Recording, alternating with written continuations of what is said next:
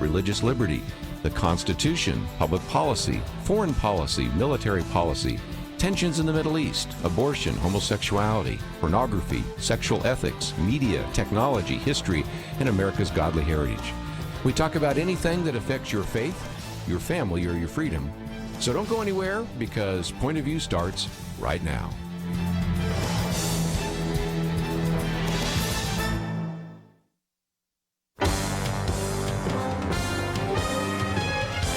Across America, live, this is Point of View.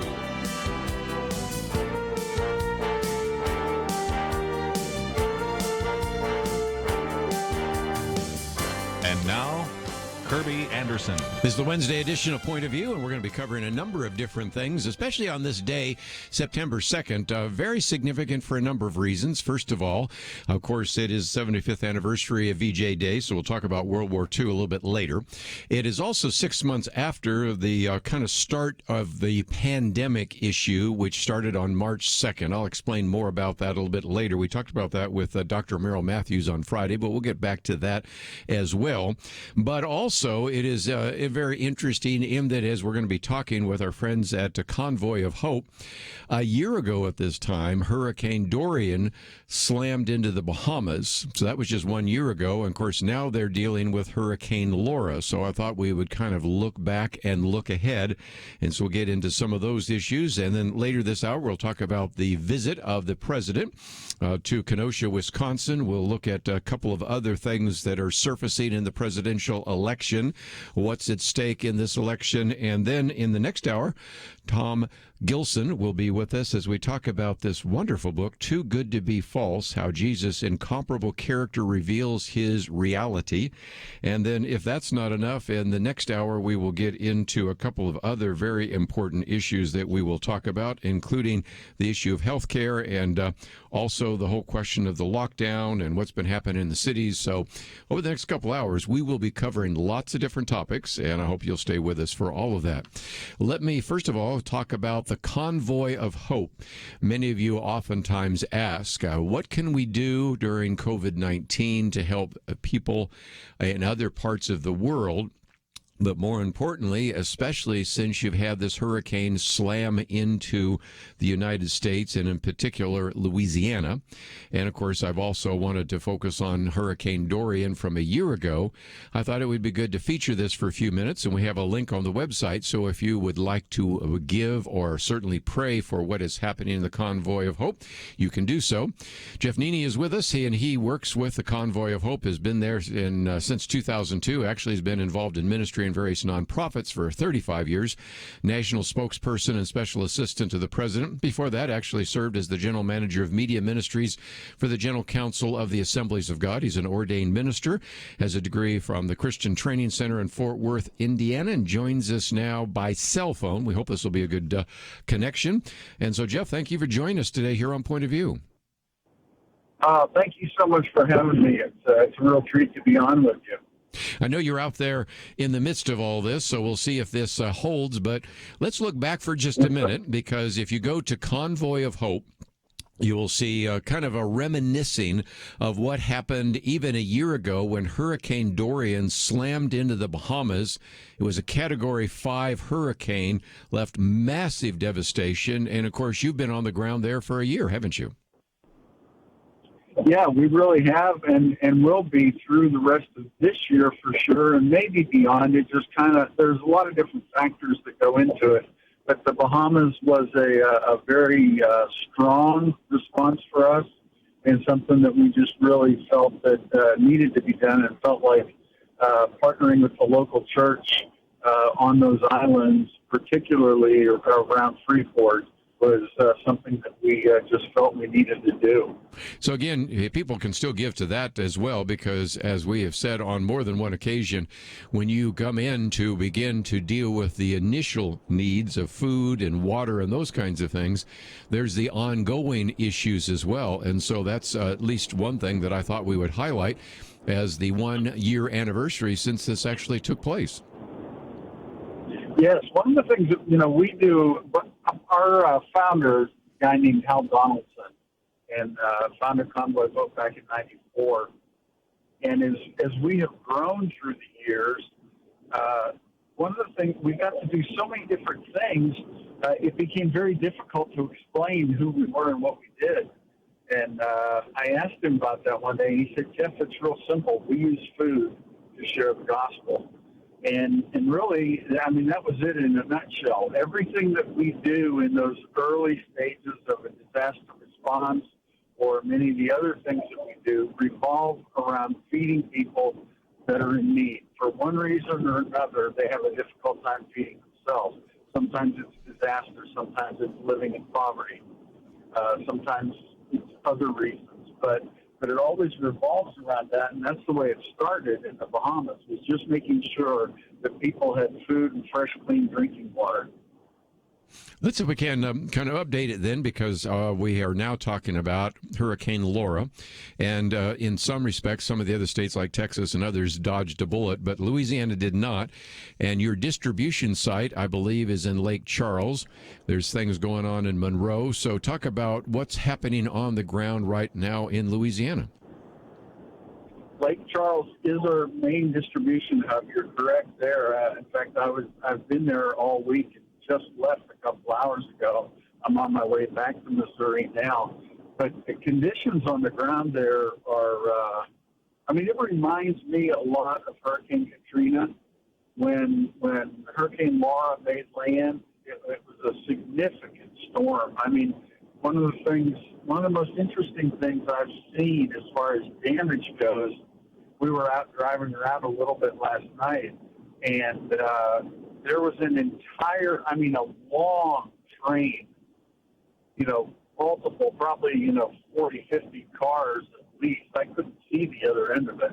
And the entire train was flipped onto its side. So the wind forces on a storm like this are just phenomenal. So you come into a situation like that, and people are dazed. They have that, don't know what hit me look. So many people lost their homes. I forget how many, a big portion of the state completely out of power, and they say don't expect power back for 3 weeks. The water systems in Lake Charles were shut down almost completely. So people have no food, no water, and they're starting to come back. Most of them evacuated, but they're coming back to find out what is left of their home and their belongings. And they need food and water while we're there. So that's what we're trying to do, is help them with that. Let's, if we can, take a break. Just before we do so, let me just mention we have a link to convoyofhope.org, and there's a place where you can click on a button that says Learn More. There's a button that you can donate, and this is a way in which you can be, if nothing else, the hands and feet of Jesus, reaching out to people in this country. Of course, I wanted to highlight some others because they obviously have information of what's happened in Beirut, Lebanon, what's happened in the Bahamas because of Hurricane Dorian, and of course, just the ongoing poverty that many people are facing as well. I love the idea. Give food so that we can give the gospel. In a sense, meet some of the physical needs so we can meet the spiritual needs. And oftentimes you have to feed hungry stomachs before you can feed hungry hearts. So those are some things we talk about so often here on Point of View. We'll come back and continue our conversation with Jeff Nene for just a few more minutes as he is traveling from, of course, where their distribution center is back to Missouri. And we'll chat with him on cell phone a little bit longer. And if you have any comments or questions, feel free to give us a call. But otherwise, I would encourage you, even during the break, to go to convoyofhope.org. Find out a little bit more. We'll be back right after this.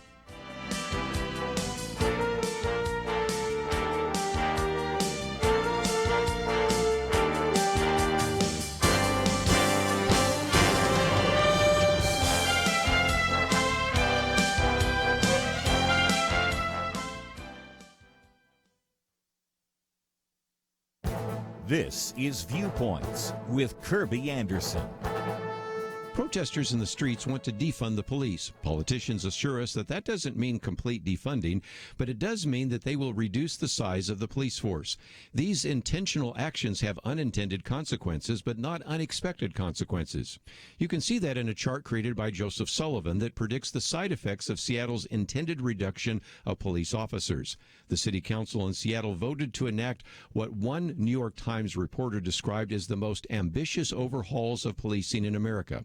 Using layoffs and attrition, they expect to shrink the police force by 100 officers.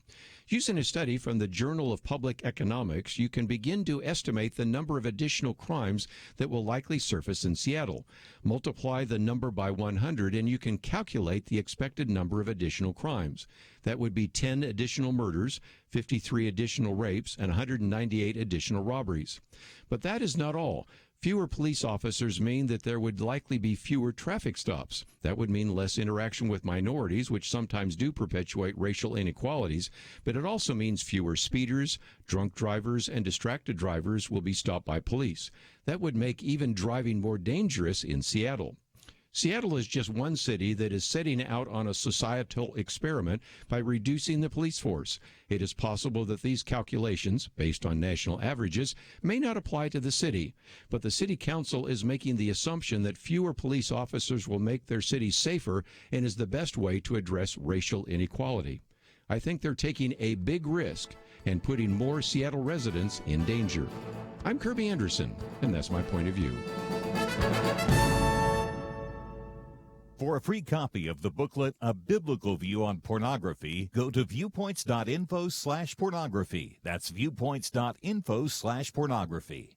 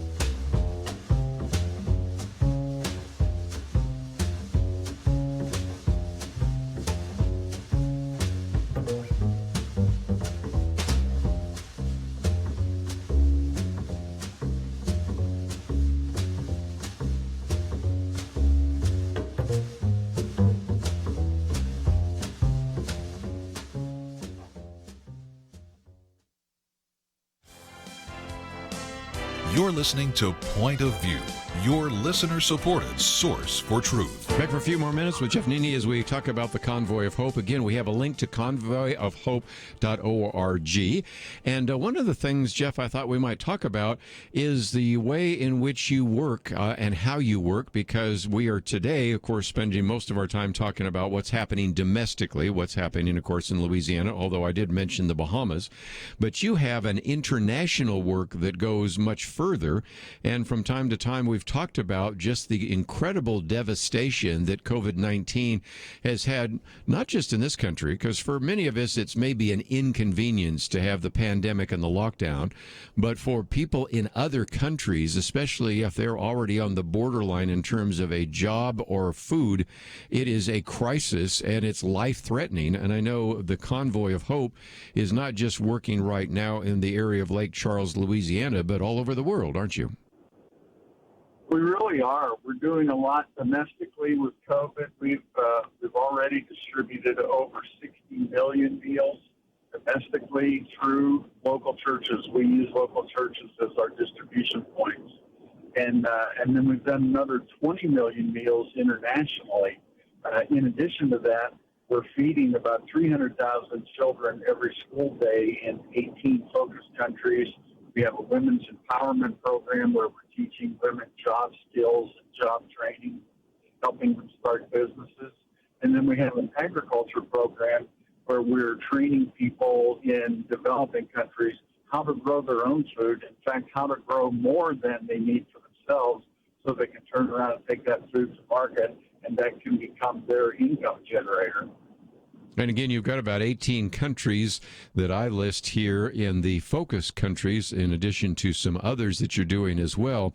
So again, as people join with you, you obviously have on the website there a response alert because of the very significant issue right now of Hurricane Laura. But there are other ways in which people can join with you. And I was really struck, too, by the number of partners that you have. This is, I think, something that we forget about, that oftentimes many of these businesses partner with you to distribute food, water, and resources and manpower to make a difference, don't they? They really do, and we've been blessed through the years. God has really brought favor to us in the way of corporations, businesses, manufacturers that will come alongside us and support what we're doing. It was interesting. You mentioned the Bahamas and Hurricane Laura. And I work fairly closely with Bass Pro Shops and Cabela's on their corporate responsibility program that they do.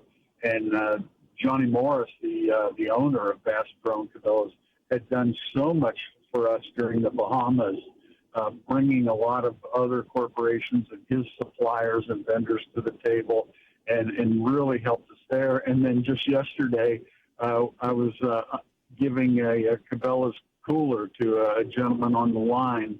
And that was one of the things that we were doing there, is we were passing out these coolers. But in addition to just giving them the cooler, we would give them ice for the cooler. We would give them the water. We'd give them other products that need to be kept cold. And it was a treat to see what these corporations do and then how it ends up impacting people in the field. That's very encouraging. And again, whether it's Cabela's or Bass Pro Shop, of course, you've got others, Home Depot, Hormel, Culligan, and a variety of others. But you were talking about your involvement. Talk about that. How did you go from working there at the General Council of Assemblies of God to end up at Convoy of Hope in 2002? Well, it was interesting. I went to the General Council, the Assemblies of God in Springfield, Missouri at the end of '94. And one of the first people that I met was a guy named Hal Donaldson, who had just started a couple months earlier this tiny ministry in the Bay Area of California called Convoy of Hope. And I thought to myself, well, isn't that cute? He's got a nice little ministry there for a side thing. Not knowing, not having a clue what that ministry would develop into. And then, so 2 years later, they moved to Springfield, moved to headquarters so they could be where Hal was. Plus, at that time, it was just a domestic ministry, so where better to be than right in the center of the United States. And so I volunteered with Convoy for about 6 years, and in 2002 made the jump to work full-time for them. At that point in time, we had about 20 employees, so the organization had really grown in those 6 or 8 years. And then after that, we just kept continuing to grow. And then we got into the disaster services response business, so to speak. We started to grow there.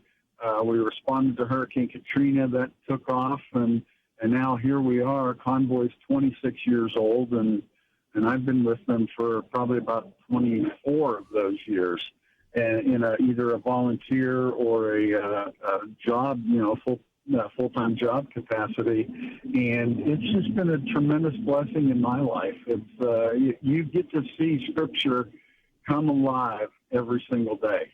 Well, again, next time you see Hal Donaldson, which probably you'll see when you get back to headquarters, thank him for his work. And again, we appreciate some of the things that have happened through Bass Pro Shop and some of the others. But just before we let you go, because I know you're on your way, we wanted to talk about how people can get involved. And so when they go to convoyofhope.org, we also, of course, have the link to the Facebook page, which I thought was very good because you got some pictures here, and I've got them in front of me right now, of what happened with Hurricane Dorian. And some of those pictures are pretty eye-opening, just to remind us what happened a year ago. And then you got some of these pictures as well of what has happened because of Hurricane Laura. So we have some links to the website. And if churches want to be involved with you, can they do that? Obviously, we're talking today to individuals who may just want to click on that button and make a gift. But are there other kind of partnerships and things that churches might want to do to reach out to those people in need in Louisiana right now? Absolutely. We've got several things that churches can do. There's a page, and I wish I could think of the direct URL. I think it's convoyofhope.org/kits. But if they go to your website and link to ours, they'll be able to find it. But churches can go together and make it a whole congregation project that make things like baby kits or hygiene kits. Yep, that's right. It's kits. I'm looking at it right now. Baby care kits and hygiene kits. And that's, we've always done kind of things with the shoe boxes at Christmas time through a Samaritan's Purse. Right. This has this same kind of feel. So if you as a church or a Sunday school class would like to get involved, just to go to convoyofhope.org/kits, and there's baby care kits and hygiene kits. You can put those together, and that's where you can register and do that. But go on. What are some other ways in which people can get involved? We have a multitude of churches that partner with us in various ways financially, but also in having one of our representatives come to their church and speak. If they want to do a Sunday on compassion, we're willing to do that.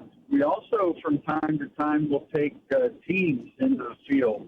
And we don't work with individual volunteers, but we work with teams primarily from local churches across the country.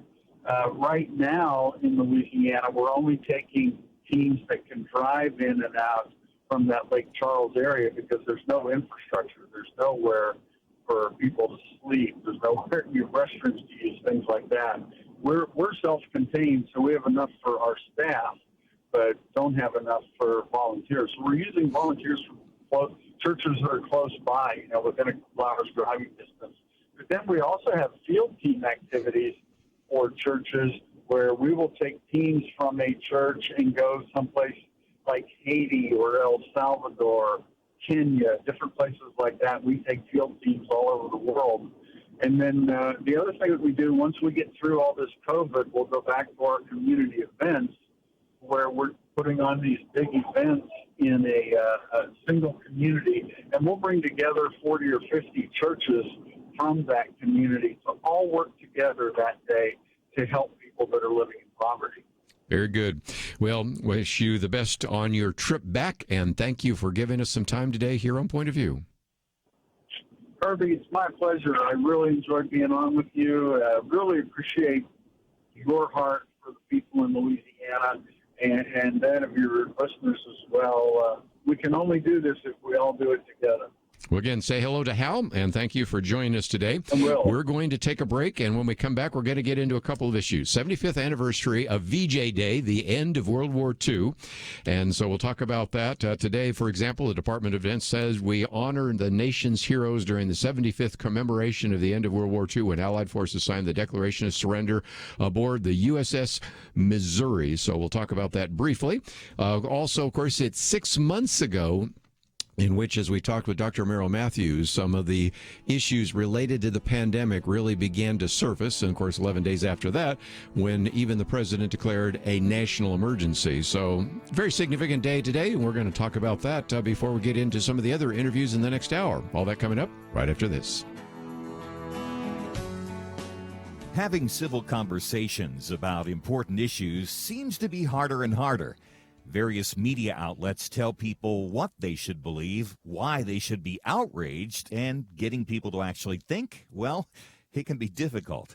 Whether it's the gospel, tax issues, social policy, or just about anything else, you need to have solid information and clear thinking to address the hard issues. You need God's truth applied.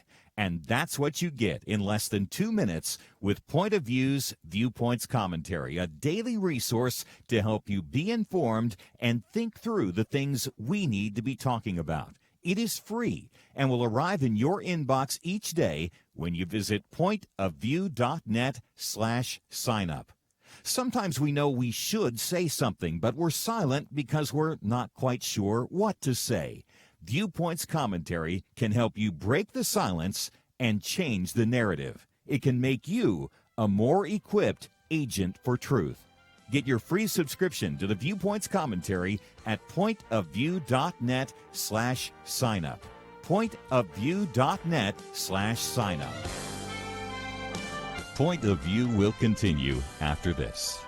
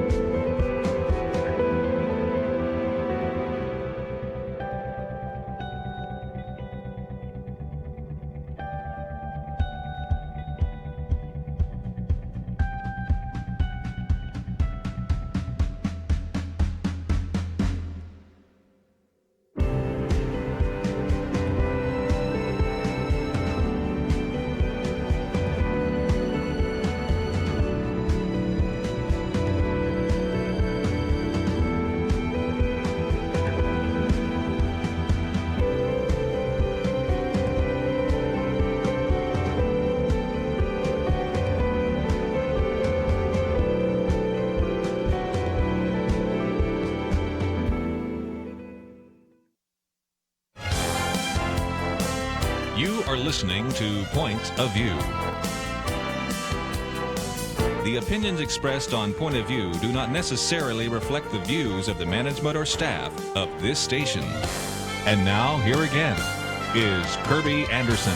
Again, we are talking on the Wednesday edition here of Point of View. It's September 2nd, and that's important for a number of reasons because September 2nd, 1945, was the end of World War II. So we will want to at least acknowledge in passing a 75-year anniversary since that event.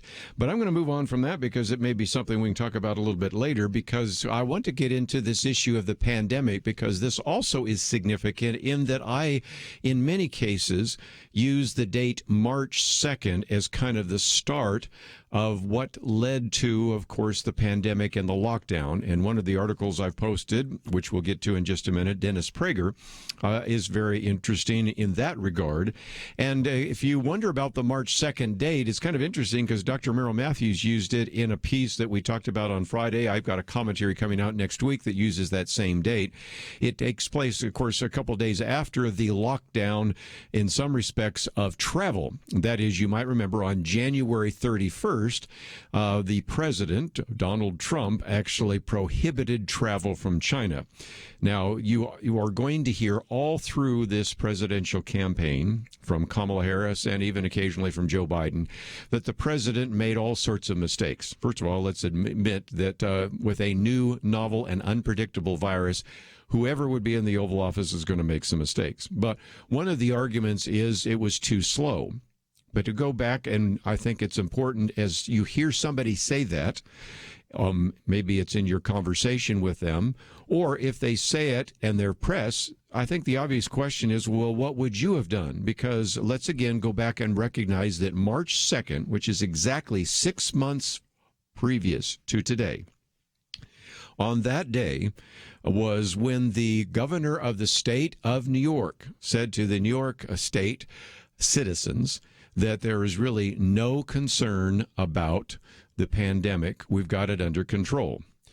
This happens just days after we had the actual banning of travel from China, which you might remember at that time, then candidate Joe Biden said was an example of xenophobia.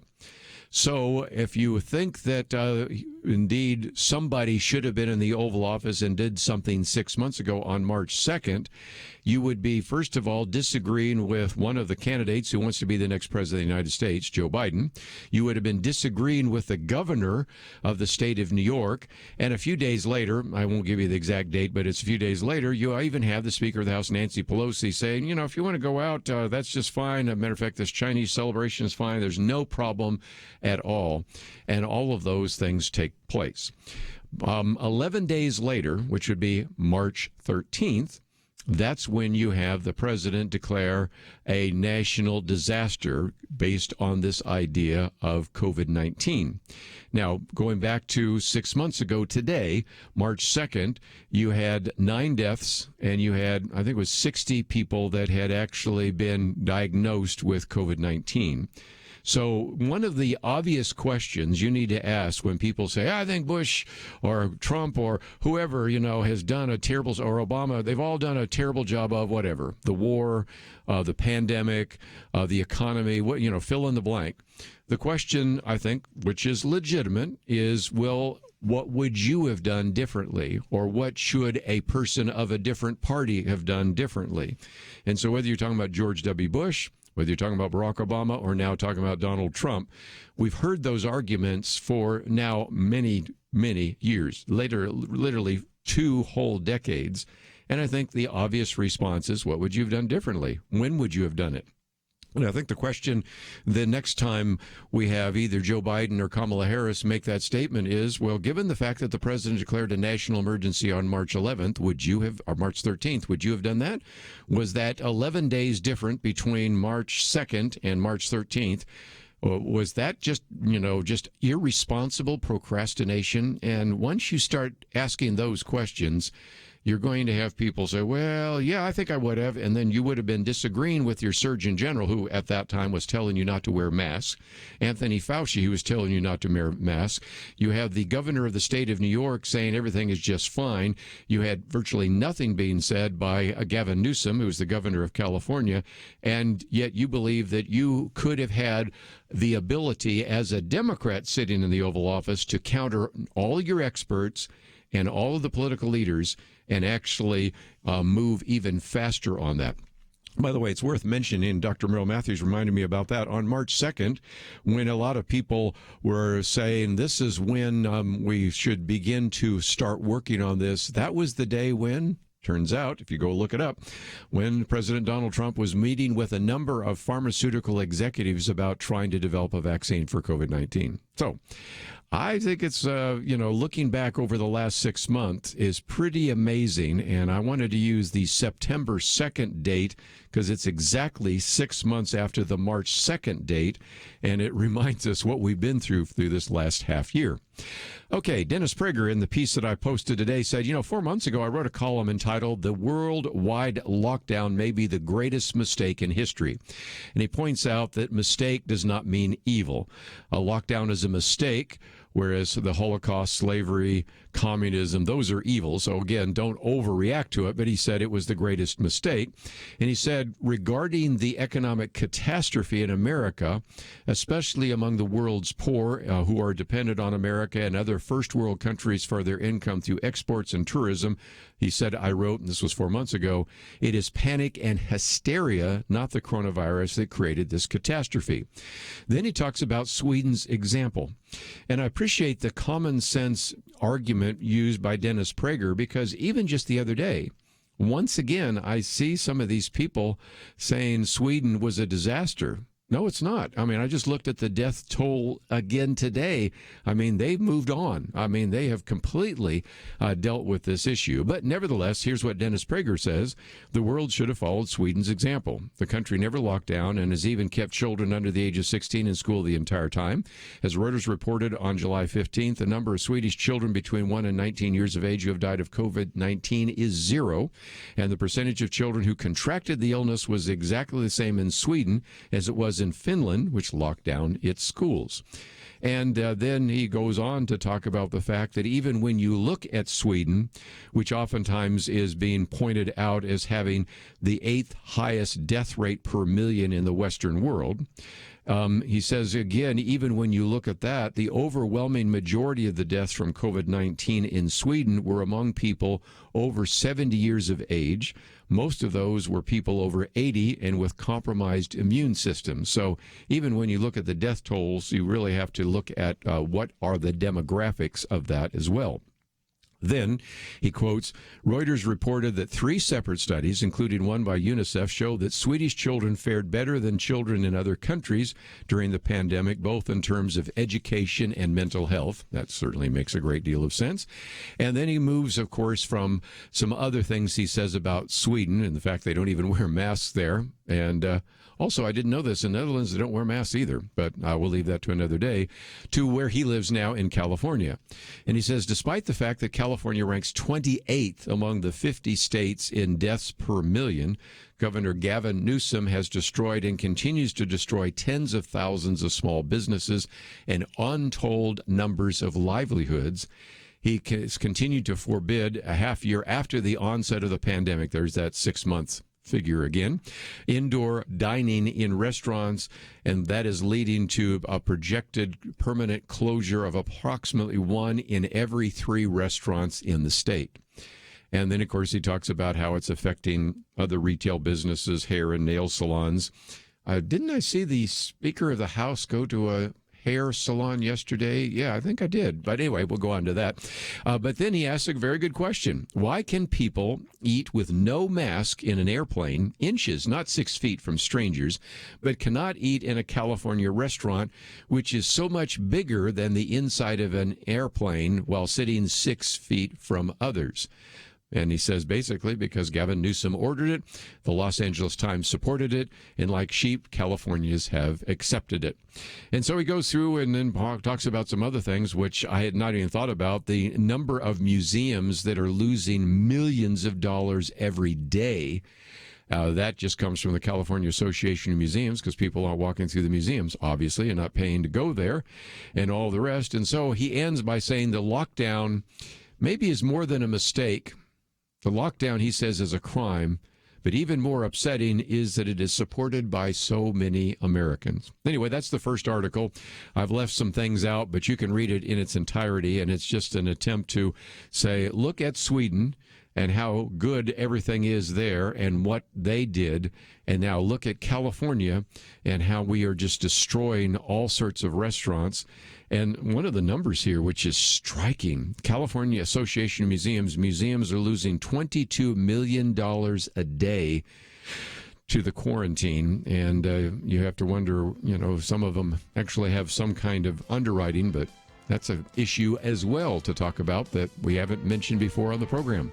Let's take a break. We've got a lot more to cover. We will do so right after this.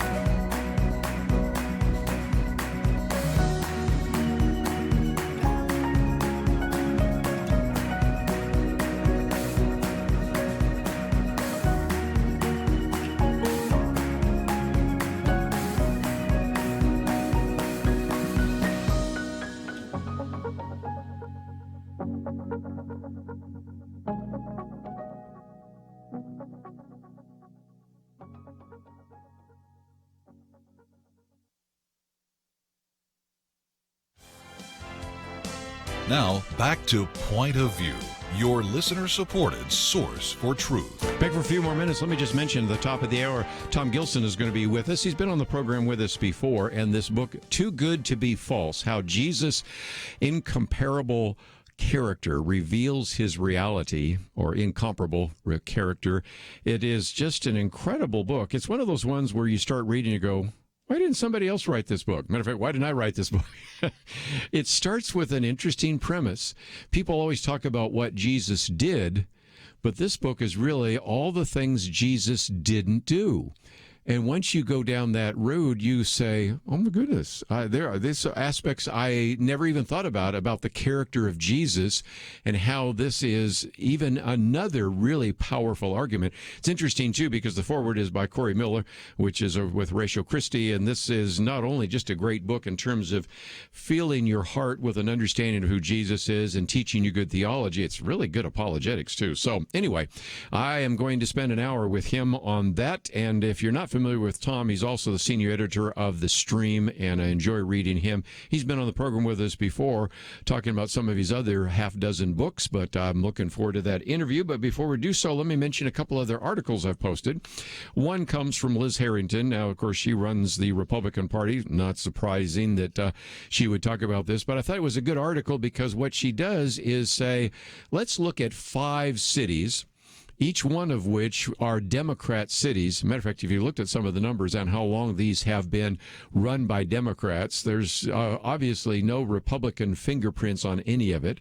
She talks about Portland, which voted 73% for Hillary Clinton, only 17% for Donald Trump. Talks about all the things happening there, the attempt to defund the police and reduce the amount of the police budget already by $15 million in June. Then goes to Seattle. Well, you know the story there as well. 69% voted for Hillary Clinton. Actually, a little better. Donald Trump got 21% there. But again, we know the summer of love. Now the defunding of the police by $23 million in August, and the increase in all sorts of crime. Then talks about New York City. Again, 86% voted for Hillary Clinton, only 9% for Donald Trump, and violent crime skyrocketing there. Then talks about the District of Columbia, which may have time to talk about what the mayor wants to do, that is destroy the Washington Monument, if you can believe that, but we'll get to that in just a minute. And again, defunded the police by $15 million in June. And then Minneapolis, 63% voted for Clinton. And you kind of get the idea. She basically says all 5 of these cities are run by Democrats who were elected by Democrats. And if you average it out, Donald Trump's support ends up being about 15%. So then if you go and read The Oregonian in Portland, or you read the Seattle Post-Intelligencer, or you go through all these, the Washington Post and the District or whatever, Minneapolis, each one of these papers will make the case that all of the riots are due to Donald Trump. And matter of fact, my wife was having a conversation with somebody there in Portland who was convinced, because of hearing what's on the news and seeing what's in the newspaper, all of that has to do with Donald Trump.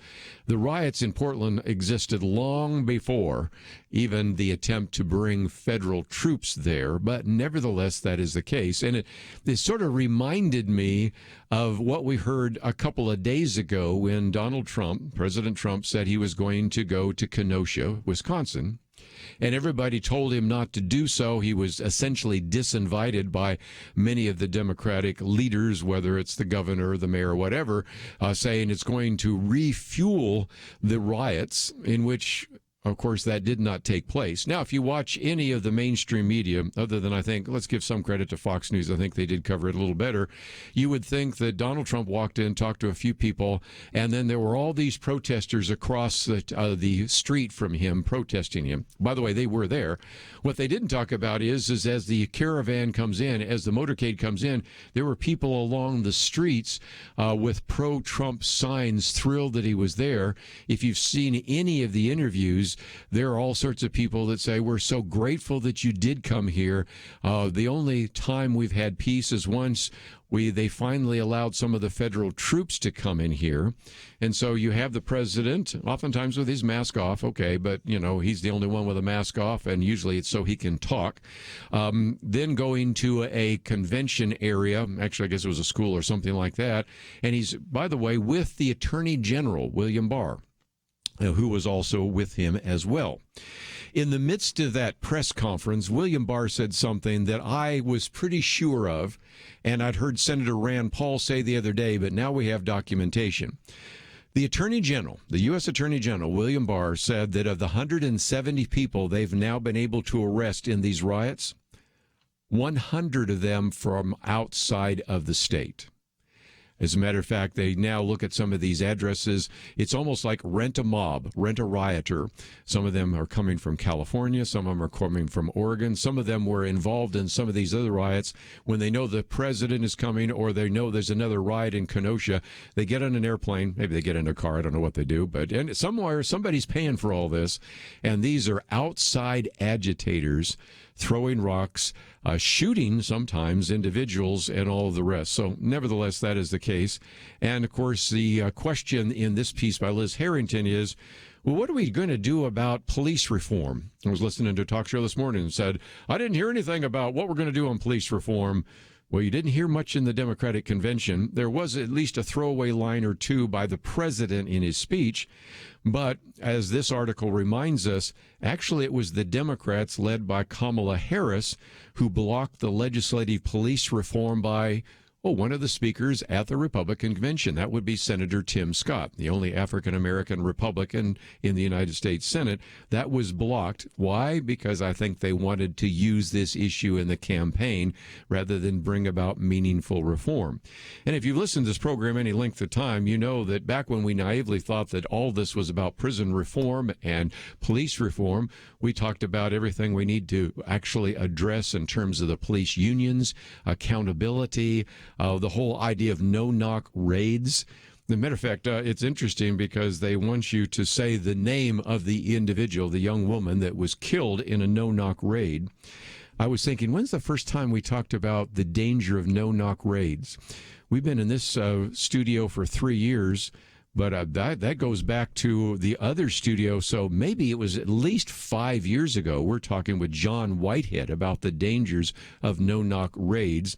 And as a matter of fact, interestingly enough, the piece of legislation that is actually got Rand Paul's name on it actually has name for the individuals where they're shouting at them when they're confronted by that mob, say her name. And that's, of course, the name of his legislation, but that's another story for another day. Let me just mention real quickly that the third article here is by Jennison Franklin, and maybe we will come back to it more on Friday. He's been on the program with us before, but he says, vote like the First Amendment is on the November 3rd ballot. It is. He says it's time for people of faith to draw the proverbial line in the sand. This November, our First Amendment religious freedoms are literally on the ballot. Free exercise of religion is in jeopardy. He does spend a fair amount of time also talking about the fact that he's pro-life, and he's convinced that some of the pro-choice forces will want to force you to actually pay for it, and then talks about some of the irony of in Nevada, casinos can open at 50% capacity, but churches can't have more than 50 people in them. Of course, I've talked about on the program how one church actually creatively decided to hold church services in a Nevada casino. But nevertheless, he said, if I were you, I'd vote like the First Amendment is on the ballot, because he says it really is. We'll talk more about that with Kelly Shackelford on Friday, but I thought you would love to hear this conversation with Tom Gilson, Too Good to Be False, how Jesus' incomparable character reveals his reality. Such a good book, and don't know why somebody didn't write something like this before, but I think you'll enjoy it. It will certainly help you understand more about who Jesus is, and I think it will be very effective as you share the gospel with your friends, neighbors, and coworkers. Let's take a break. We'll be back right after this. 2020. It's been a pretty eventful year. We've experienced international tensions over the coronavirus and lockdowns, economic uncertainties, cities overrun by protests, rioting, and looters, and coming soon, a presidential election. Question: where will you get real news, credible opinion, clear biblical thinking on the things that matter most? Answer: Point of View Radio with Kerby Anderson and the team. You can make sure their voices continue speaking loud and clear by taking a moment right now and joining the Truth Team. It is easy, but you do have to visit our website or make a quick call. Go to pointofview.net/team. or call 800-347-5151. You have the power to make a difference. Joining the Truth Team can help ensure that millions of people will get a different opinion from the major purveyors of fake news. We don't get big advertising dollars like the networks or tax money like PBS. We depend on you. Pointofview.net/team and 800-347-5151. Point of View will continue after this.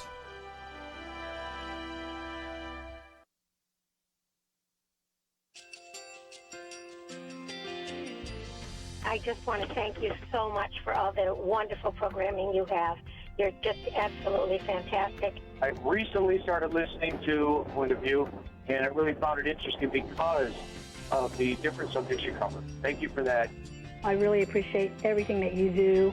in keeping us informed. Thank you, Kerby, for everything that you have been doing. I appreciate all the work that you're doing, advocating for the Word of God. Thank you so much. Point of view, I think, is absolutely necessary because it's a Christian perspective, a biblical worldview perspective, and receive very current, up-to-date information about what is really going on, week to week in our culture, which is changing so rapidly, and yet it's morally sliding backwards. Yeah, I'm just, first of all, I thank you guys. Y'all's program is wonderful, and enjoy it every day. I learn so much every time I listen to it. Point of View Radio Talk Show.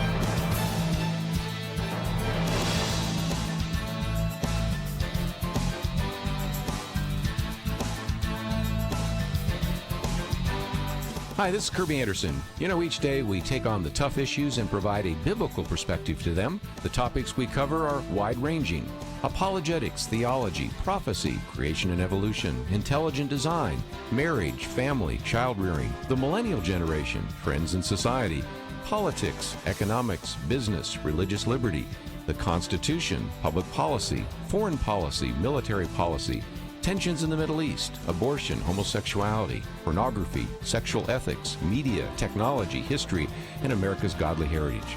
We talk about anything that affects your faith, your family, or your freedom. So don't go anywhere, because Point of View starts right now.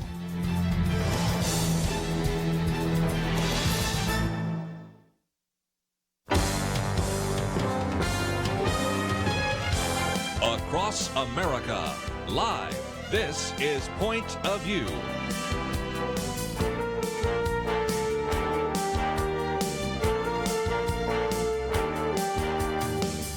And now, Kerby Anderson. This hour, we're going to talk about a book that I really think you are going to enjoy, because it is, first of all, going to give you a fresh appreciation to Jesus. Even though perhaps you have been a Christian for some time, you're going to maybe look at the character of Jesus in a much different way. It also, in the way it is written, actually could be used very much in terms of apologetics. Corey Miller, by the way, is doing the foreword for it, so it's something that you would certainly want to pay attention to. And it has been endorsed by all sorts of people that have been on this program, like Josh McDowell and Lee Strobel and Eric Metaxas and J.P. Moreland and Paul Copan and Gary Habermas and Sean McDowell and James Robison and Jeff Myers, as well as Lydia McGrew and John Zmirak and even J. Warner Wallace, Jay Richards, and Frank Turek and Craig Evans. Just kind of a who's who of individuals that we've talked about here on the program. And so we welcome back to the microphone Tom Gilson, who is the senior editor of The Stream. He is the author or editor of 6 books, including this one, which we're going to be talking about, Too Good to Be False: How Jesus' Incomparable Character Reveals His Reality. Other books we've interviewed him on this program have to do with a Christian mind, as well as Critical Conversations, True Reason, and others.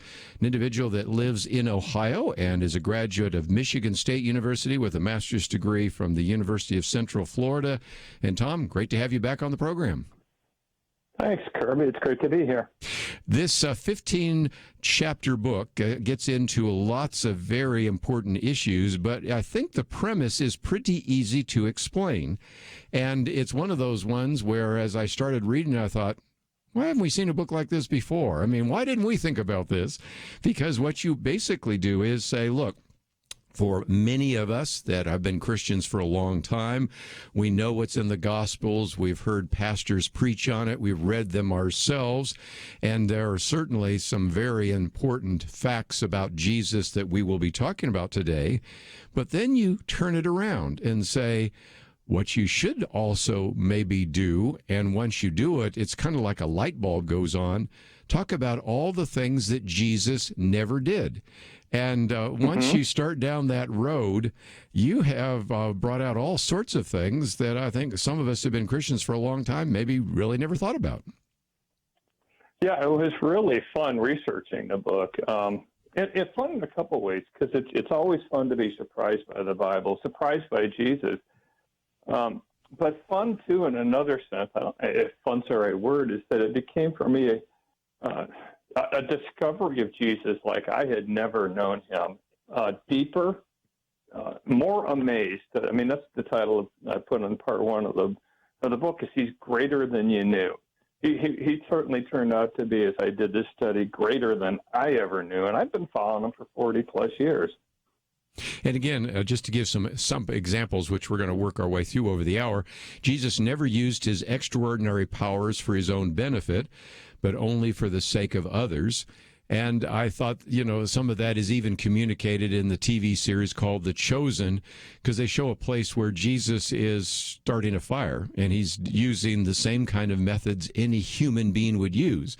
I never really thought about that. If Jesus starts a fire, he could just call down fire from heaven, just go, boom, fire. If Jesus needed to eat, he just, boom, there's bread.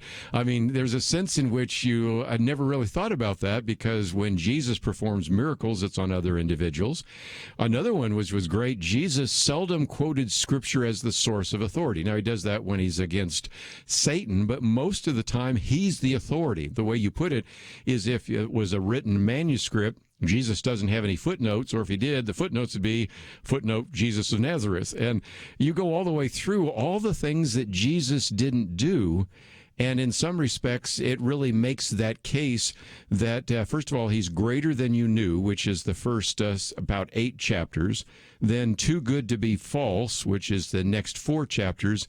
And then finally, Jesus, no matter what, the final 3 chapters. So in some respects, you're really causing people who maybe are getting a little bit jaded, maybe a little bit, I've heard all that before, to say, oh, okay, there's another aspect of the character of Jesus that I've never heard preached before, and I've never really thought about when I've read through the Gospels. Yeah, and, actually, the working title I had in mind as I was doing this, most of this writing was Too Used to Jesus, or Too Used to Jesus. That didn't end up being the right one, but what I've found is people are reviewing the book, or even some of the people endorsing it, including J.P. Moreland, is that it's this very thing is going on, that they are discovering. One reviewer said it totally shook me up out of her spiritual apathy, that this was surprising information. Just I think in some ways it's not different. If it was a different Jesus, you'd be having me on a program where you're talking about, correcting cult beliefs. It's not a different view of Jesus. It's a sharper view of his amazing, incomparable greatness. And it takes people by surprise because they just haven't looked at him in this light before. And it did it to me. Like I already said, I'm worshiping him like I never have before. Let's, if I can, also mention that we do have a link to your website, thinkingchristian.net, and that's a place where you can purchase the book. You may be starting to see it in the bookstores, but I just wanted to make sure that you could find it there. And just before we take a break, let's see if we can kind of set some of the parameters here, because one of the things you do early on is what you call the life of Jesus, the basics. And what we're doing here primarily is drawing from the synoptic gospels, which are the 3, and then maybe a little bit from John. And so in some respects, you're really trying to use the scriptural text, but then look at what sometimes isn't said, but is obviously implied. So is that a fair kind of summary about the technique that we're going to be using here?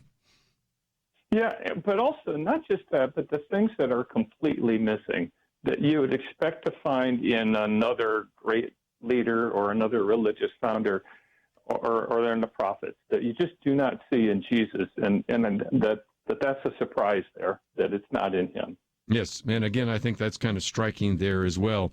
Some of the others, he never called God our Father, except for the one time when his disciples asked him and taught them how they should say it. Never said he had faith in the Father. And again, you start reading through some of these and you're thinking, okay, you're bringing on Tom Gilson as a heretic or what? But actually, just the opposite. And what you have found, as we will come back from the break, is not only does this help us as Christians kind of understand Jesus in a different way, in a more profound way, because you have worked with, of course, people at Ratio Christi, and of course you got Corey Miller doing the foreword. This is helpful dealing with some of the skeptics and some of the individuals that maybe you have in your family or your sphere of influence that simply say, I've heard about Jesus. But once you start getting into some of these issues, it might be just another very effective way to present the gospel. So let's take a break.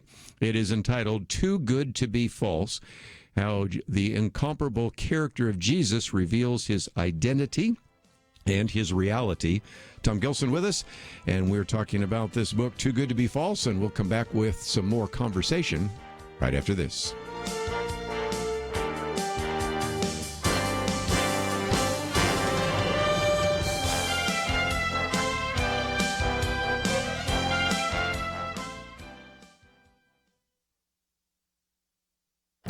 This is Viewpoints with Kerby Anderson.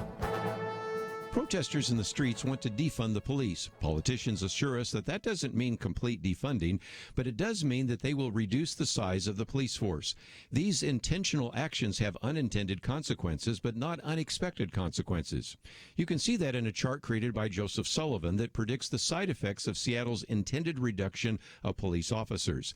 The city council in Seattle voted to enact what one New York Times reporter described as the most ambitious overhauls of policing in America. Using layoffs and attrition, they expect to shrink the police force by 100 officers.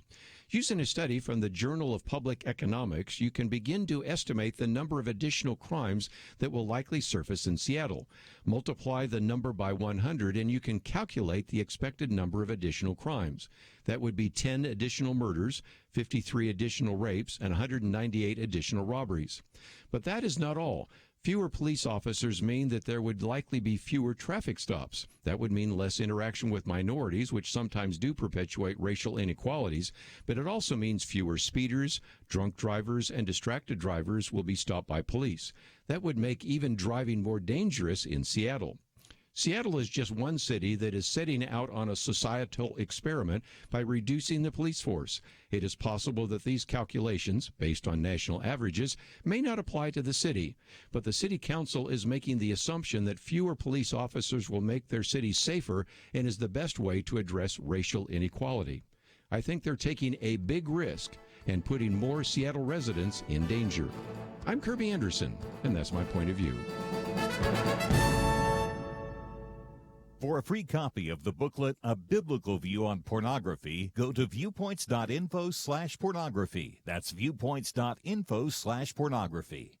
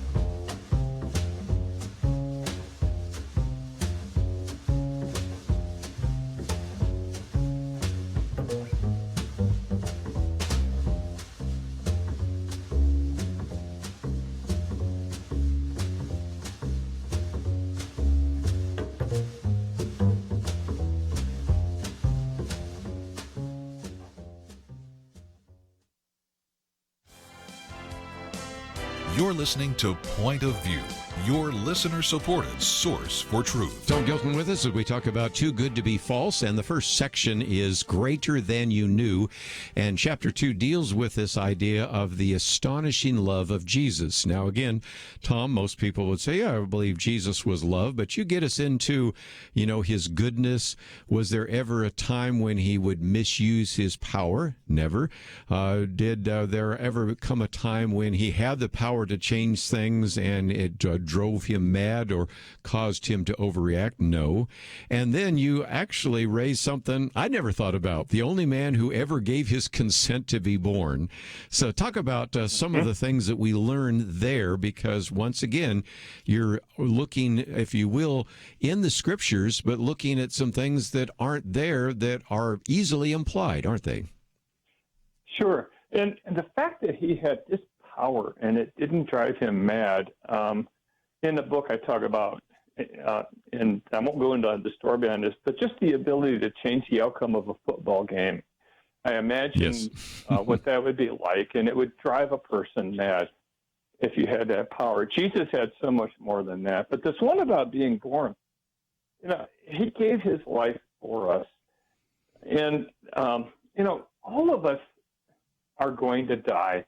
Some of us may have the ability at the end to choose how we die. Some of us may even die for Christ and make that sacrifice. Well, Jesus made the sacrifice, but it was a different kind of sacrifice, because what we do not have is the ability to choose not to die. Jesus didn't have to die. He didn't even have to be born. There was a guy in India 2 years or so ago who sued his parents. He sued his parents for wrongful birth, which, it's hilarious.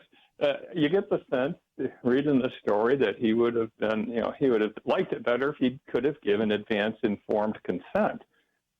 But Jesus did. Jesus agreed to the whole experience, from being an infant all the way through to the torture and death on the cross. He agreed to it in advance, including the death, because he loves us. Yes. There's a depth of love there that I think we have trouble grasping. Yes. And again, that's one of the sections here, greater than you knew, and maybe another way of looking at the greater love that you may have never thought about. I'm going to keep it moving because you got 15 chapters and they're all really full of great material. And the next one is the surpassing brilliance of Jesus. And you point out that Dallas Willard, who when he was alive has been on the program with us, but that was many years ago, in his book Divine Conspiracy, you said really kind of woke you up to the fact that, and I'll just quote from him, that Jesus was the best informed, most intelligent person of all, the smartest person who ever lived. Now, again, most people think of Jesus being smart.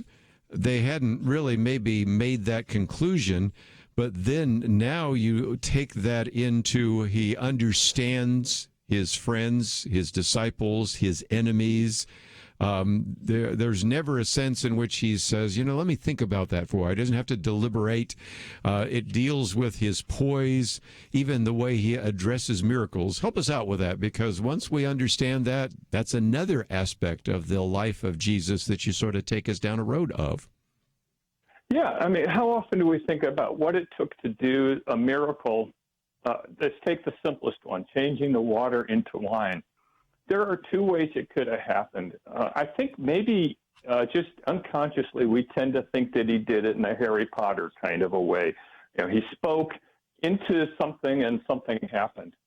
Well, no. It was either he knew the difference between the chemical structure of water and wine, and he himself made it all happen, or else in intimacy with the Father, in agreement with the Father, he prayed, or he spoke with the Father one way or another, and the Father made it happen. On the one option, Jesus knows chemistry like no chemist on earth today. On the other option, he knows the Father like no one knows the Father. Mm-hmm. Either way, the miracles, and that's an easy one, either way, the miracles take a whole lot more than we tend to think. And again, when you talk about some of the others, there's never a sense in which, I hadn't thought about that. Ooh, that caught me off guard. Or let me think about that for a minute. I mean, once you start taking us down that road, it's fascinating. But I thought I'd pick another one, which, again, when you first hear it, you go, what? Are you sure about this? And that is the chapter on the authority of Jesus. Now, you point out that when you used to read that in Matthew 7, that it said they were astonished and no one taught like one who had authority. It means that he was a great speaker. He had a deep, thundering voice, and he was very articulate and never used an and or an or an or whatever.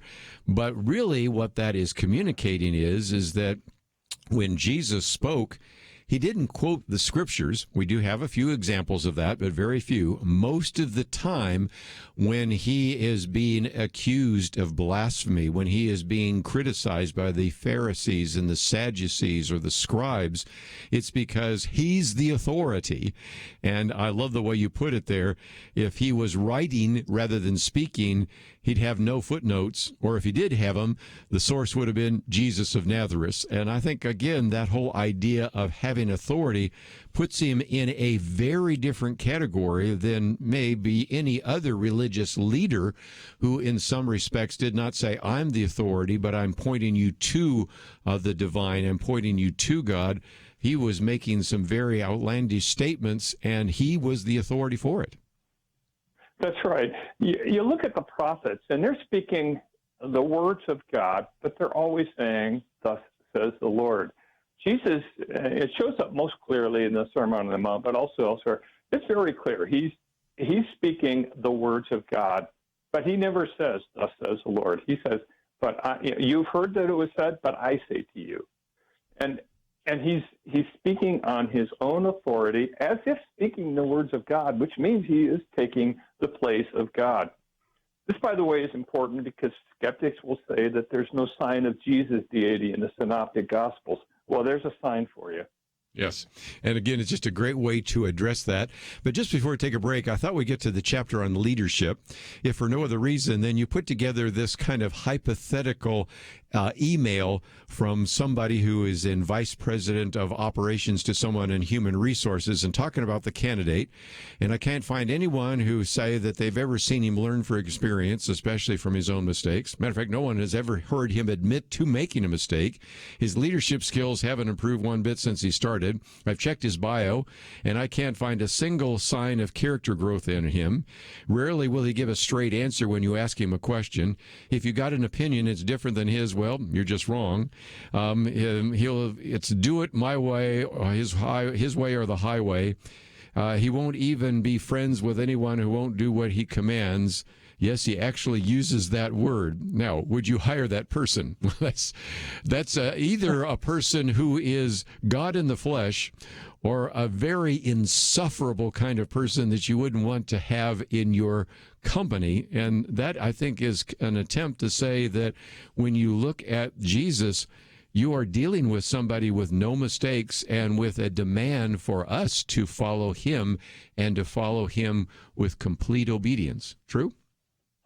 True. That description is a description of someone you absolutely would not want as your leader unless he had what it takes. And what it takes to have that much is to be God in the flesh.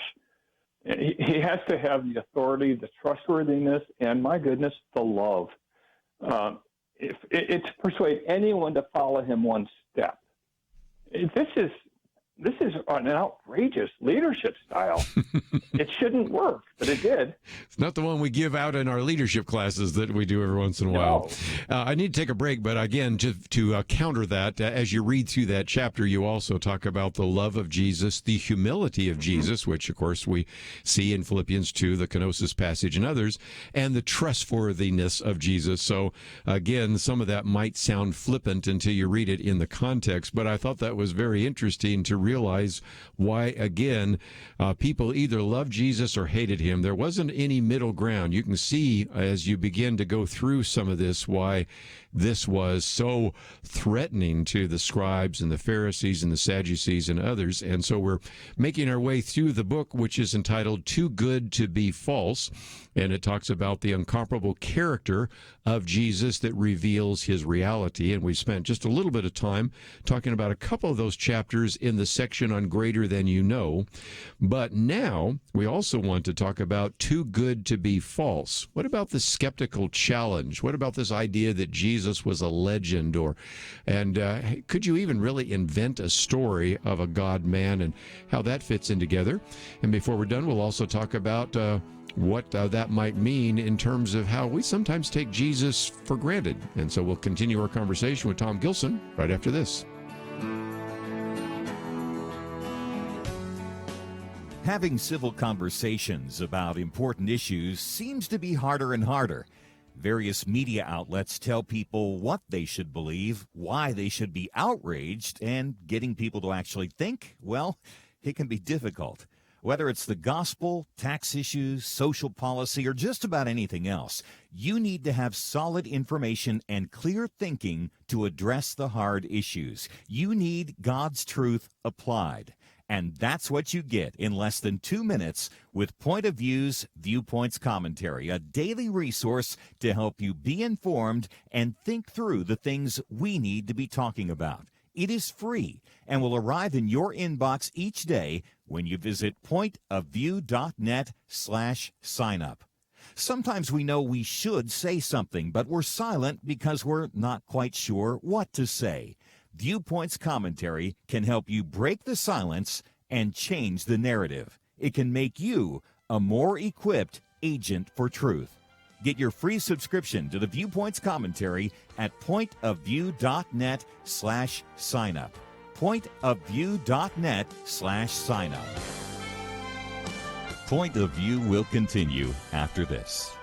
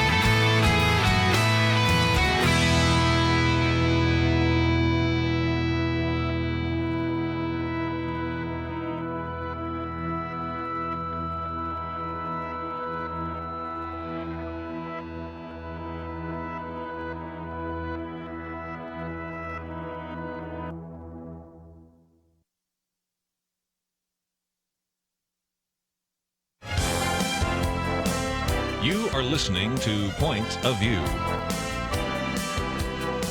The opinions expressed on Point of View do not necessarily reflect the views of the management or staff of this station. And now, here again is Kerby Anderson. Continue our conversation today as we talk about the book Too Good to Be False. Tom Gilson with us. And Tom, let's, if we can, maybe finish off just a few of the other sections here on Greater Than You Knew before we get on to the next one, Too Good to Be False. One of those has to do with this idea of a world-changing mission. Again, I love the way your brain works. You think of things a lot of us never thought about. You know, Jesus comes to this earth and has a mission. But we all know that sometimes when you have a mission, you have a goal, there are things that can knock you off course. And you take us through how he could have been swayed by his family. He could have been swayed by his countrymen. He could have let propriety sway him. He could have certainly let popularity sway him, and a variety of other things that for anyone who does not have a clear mission and a tremendous amount of focus could be knocked off of their mission. And once again, you take us through in that chapter the things that once again show the character of Jesus. Yeah, one of the ways to summarize that would be to say that more than any other man that you can imagine, he was his own person. He had his mind set on what he was going to do, and he did it. Nothing changed him. And yet he did it without being a megalomaniac. He was doing good in his face set toward Jerusalem. Nothing could dissuade him from doing what he set out to do. Yes. Two more chapters, and then we'll get into the next section. And one is, of course, the deity of Jesus, Jesus, the man who was God. And then, of course, the humanity of Jesus, the man who also wanted to be our friend. Talk about those, if you might. Yeah. Jesus' deity shines in ways that are not just the obvious. I think, do I dare get into the question about, we already brought it up, that the Bible never says he has faith. My conclusion from that, I'll draw really short, isn't, my goodness, it's not that he lacked trust in the Father, but the Bible actually never, ever mentions him having faith.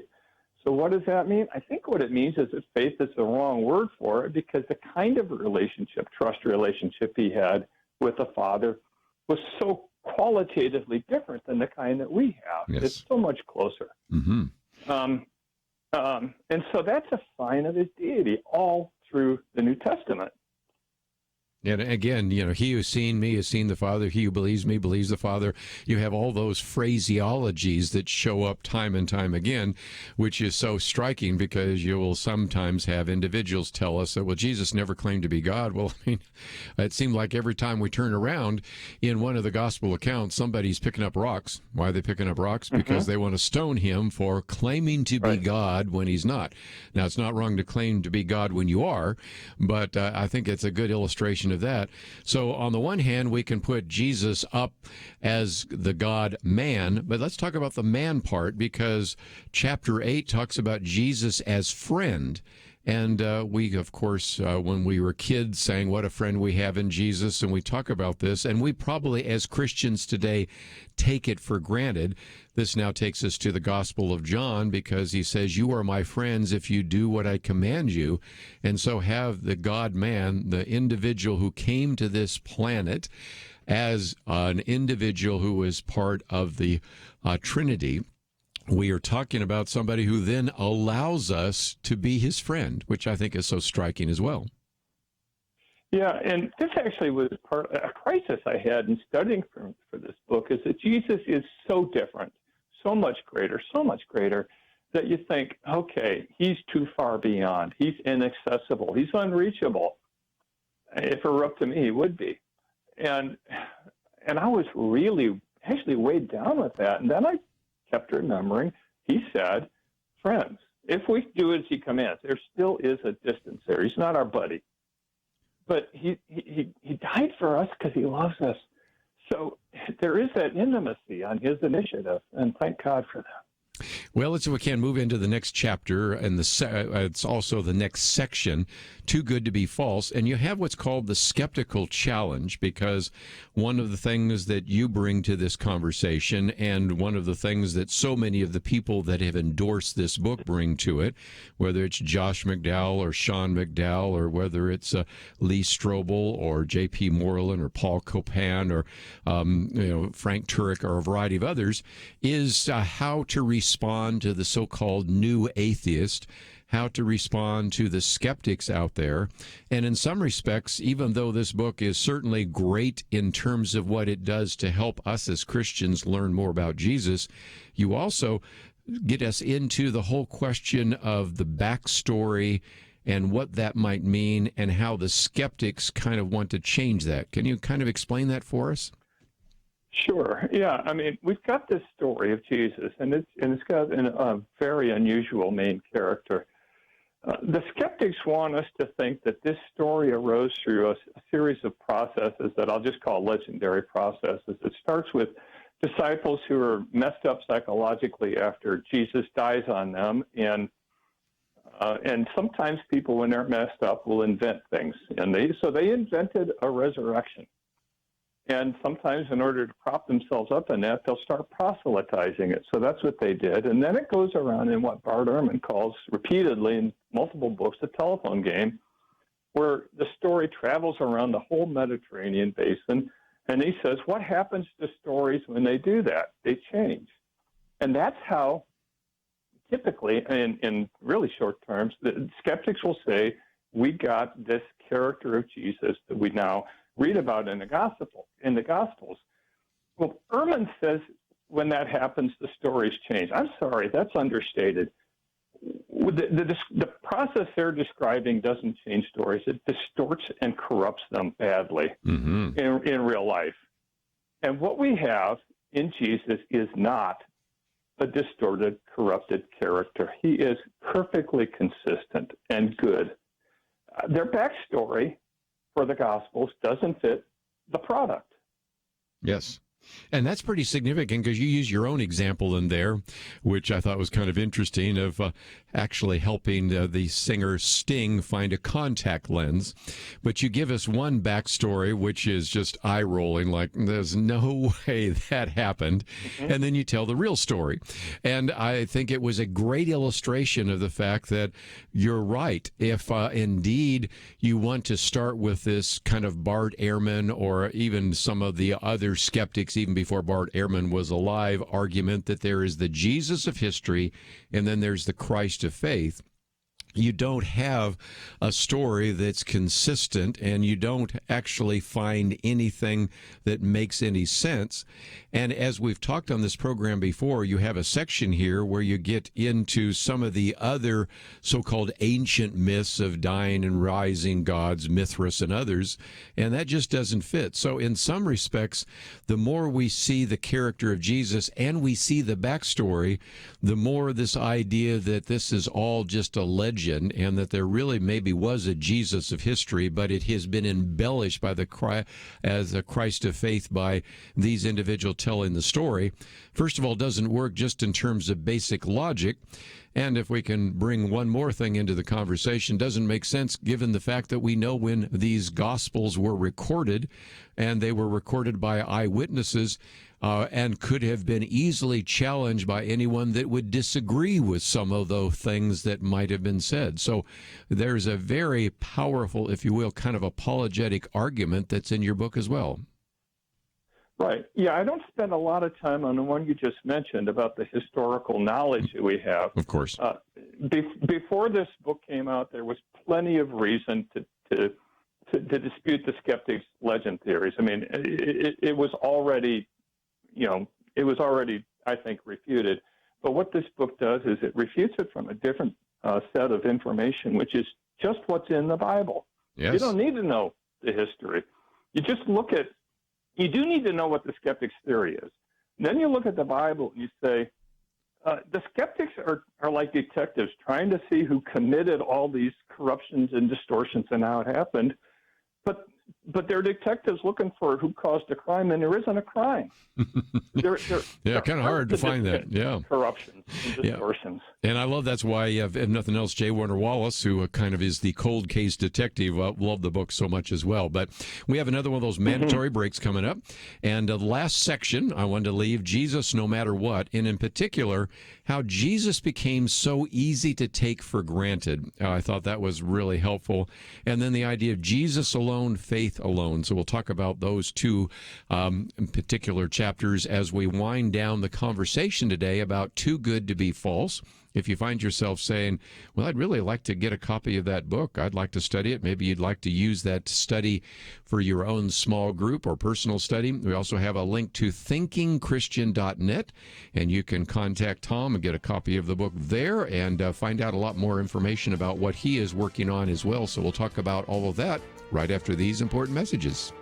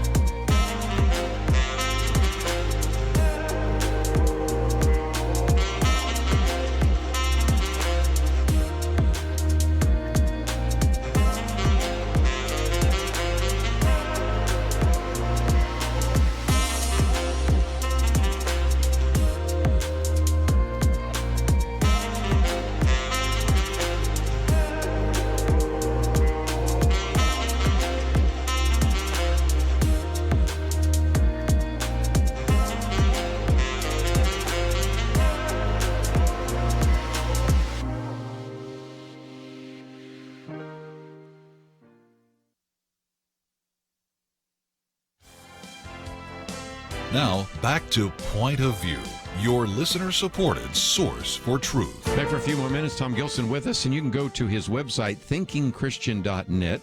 And Tom, just before we get back to the book, let's talk about what's on the website there, because you have your blog, which I would encourage people to find out about.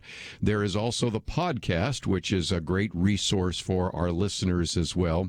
You also have some things on media events, some places where people can subscribe, and of course they can get a copy of the book. But talk about what's available there, because right now, of course, you're featuring the book and have some great information about that, but there's a lot more on your website just than your book, right? That's right. Yeah, I've been blogging there for 16 years. It's an award-winning blog, and at least in terms of feed spot, like ranking it in the top of Christian and Christian philosophy blogs.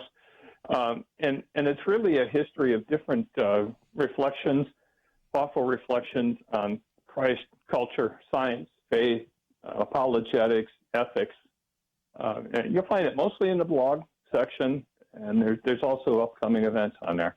Well, again, we've been promoting the stream for many years, ever since we first heard about it through Jay Richards and James Robison. And, of course, you're one of the senior editors. We have every once in a while in studio, and certainly by phone, John Smirik. We've had you on, of course, Jay Richards on, and others. And you are the editors of the stream, which I think is just a great resource. And we, from time to time, do post some of these various articles, including some by you, that people can find. So, again, I would encourage people to find out about the stream, and of course they can also find your website.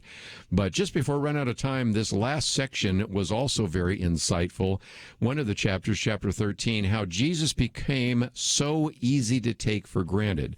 And you really help us understand that. Part of it is familiarity, but there are also some other things in terms of what has happened in the Western world and the Enlightenment. Help us out with that. Yeah, the Enlightenment, boy, I don't know how many times I've been beat up by atheists about how it's Enlightenment values this and that. But really what that is it was a Hebrews kind of an event when thinkers were saying we need to cast off religion, but they really took Christianity's values and moved them forward and just called them something else. And so they thought they were getting rid of Jesus, but they kept the best parts. It's stealing from God, as Frank Turek said in a title of one of his books. Mm-hmm. And again, that's a key point, because in some respects, we want to get past this Jesus person. We want to get past Christianity. But let me just pick one area that you talk about, and that's, of course, the science area. I've written a book on that. Matter of fact, I've got it actually in a couple of books. But, when you look at the founders of modern science, whether it's Galileo, Copernicus, Kepler, Faraday, Maxwell, Boyle, whatever it might be, Newton, most of them were at least theist, if not Christians. And so oftentimes there is this tendency to say, well, the Enlightenment gave us the scientific method, or to get into another area of government, well, it's John Locke and those individuals that gave us the idea of rights, ignoring the fact that Locke mentions the Bible an innumerable number of times, even as he's writing about the idea of rights. And so in some respects, we live in a world where the people want to tell us that we are really enjoying the modern world, but it was really Christianity that gave rise to the modern world. And now, if we can quote from Os Guinness, the Gravedigger File, now they want to dig the grave of Christianity. But you remind us that that's one of the reasons why, in some respects, it became so easy to take Jesus for granted, even for the intellectual world, and, of course, also for the Christian world. So what about this idea that you talk about at the end of wanting to understand that it's Jesus alone, it's faith alone, and Jesus no matter what? What would you want to maybe share with our listeners about those final chapters? Yeah, Jesus alone, and for one thing, faith is often misunderstood. I won't try to take the time to get into that right now. Jesus alone, that's the scandal. We're supposed to be pluralist. We can love Jesus all we want, but don't mess with other people's religions because they're all equal. They're all one path to God. And I'm sorry, that doesn't work. And here's why. If you're talking about a list of good ways to get to God or to whatever the universe has for you, I call it a menu. I call it a list of the universe's nice ideas for us. And on that menu, you've got the various religious paths, the Eightfold Path, the Fivefold, whatever. And on that list, there's this other nice thing, which is the brutal torture and execution of the Son of God. And I think about that, and I go, no, you can't put that on a list. That you can't make the cross optional. If the cross is a good idea, it's because it's the only good idea. Yes. God the Father God the Son. It would not have happened if there was a plan B. And so if you're going to make a list, either make it one item, Christianity and the cross, or make it another list and cross Christianity completely off of it. It doesn't belong on a list with any other religion. So make your choice. You're going to have us on a list? Then it's a short list. For Christians who believe in the cross of Jesus Christ, you must not say, oh, yeah, that's a good idea, and there's other good ideas, too. You can't. It's impossible. Just before we go, let's talk about how people can use this. You have 8 pages in the back called a study guide. So this could be something that is ready for an individual if they would like to study it themselves, for sure. But I know, Tom, we have a lot of individuals that listen that are actually Bible fellowship leaders, Bible study leaders, small group leaders, even pastors. And so the way this is put together, you can read through the book, but there's also a study guide at the back, which makes it almost instantaneously available to somebody that would like to use this for some kind of small group study. And so that's another way in which people can use the book, isn't it? That's right. I'm going to be starting my own group soon and using those very questions. And just think of it. I mean, there is so much to discover that we haven't seen in Jesus before. And discovering it together is even better than discovering it alone. So I really encourage people to do this as a group. I think it'll be a great study and a really great discussion. Let me just mention there's about 200 pages, and in addition to that study guide, there's a couple appendices, one on the Apocryphal Gospels, one on a resource guide. So if you find yourself saying, well, this might be just a really good study to begin to help individuals, either Christian or even skeptics, begin to understand who Jesus is, this book you can find by going to his website. Of course, we have information about it as well on our website at pointofview.net. And again, one more time, Too Good to Be False, How Jesus' Incomparable Character Reveals His Reality. Tom Gilson has been with us. And Tom, always great to have you on the program with us. I really appreciate it. Thank you, Kirby.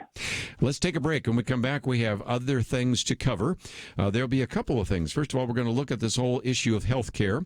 We're also going to really raise a very good question that Dennis Prager raises, and that is, was the lockdown a mistake?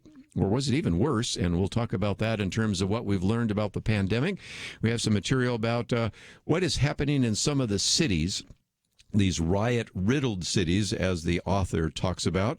And then just before we wind it down today, very good piece on, you know what? Maybe you need to think about the fact that the First Amendment is on the ballot as well. And so that comes from Jennison Franklin. So we'll talk about that and get into a couple of other issues before we wind down for today. So if you find yourself saying, I'd like to know a little bit more about this book, we have information about it on the website, pointofview.net. If you find yourself saying, I'd like to go back and hear that again or use it maybe in my Bible study to play some of the clips or excerpts, we, of course, make it quite easy for you to go to the website and download a podcast of that you can use in your own resource as well. So you can find all of that at the website, pointofview.net. We'll come back and talk about healthcare policy and then what's happening in our culture, all that coming up right after this. Having civil conversations about important issues seems to be harder and harder.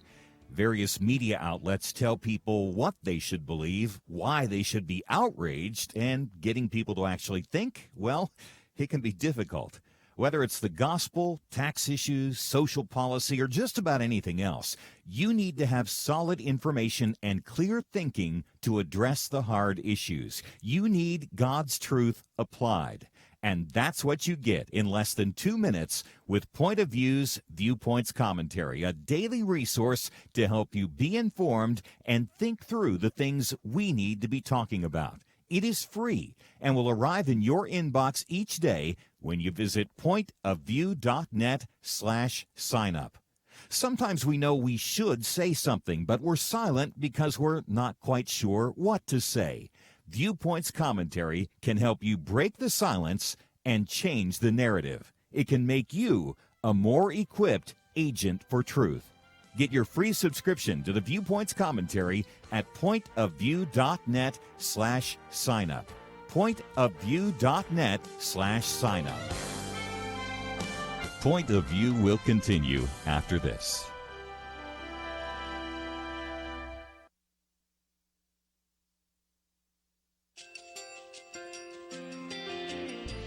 I just want to thank you so much for all the wonderful programming you have.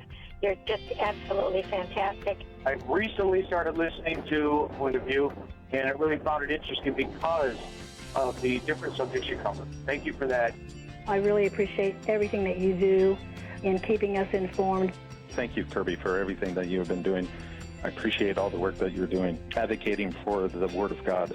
Thank you so much. Point of View, I think, is absolutely necessary because it's a Christian perspective, a biblical worldview perspective, and receive very current, up-to-date information about what is really going on, week to week in our culture, which is changing so rapidly, and yet it's morally sliding backwards. Yeah, I'm just, first of all, I thank you guys. Y'all's program is wonderful, and enjoy it every day. I learn so much every time I listen to it. Point of View Radio Talk Show.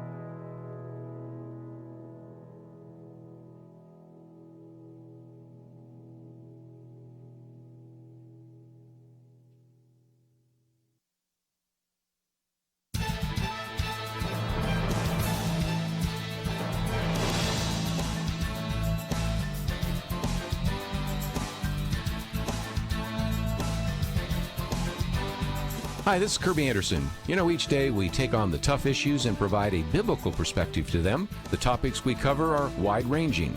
Apologetics, theology, prophecy, creation and evolution, intelligent design, marriage, family, child-rearing, the millennial generation, trends in society, politics, economics, business, religious liberty, the Constitution, public policy, foreign policy, military policy, tensions in the Middle East, abortion, homosexuality, pornography, sexual ethics, media, technology, history, and America's godly heritage. We talk about anything that affects your faith, your family, or your freedom. So don't go anywhere, because Point of View continues right now.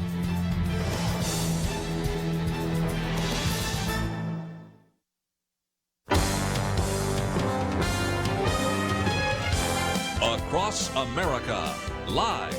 This is Point of View.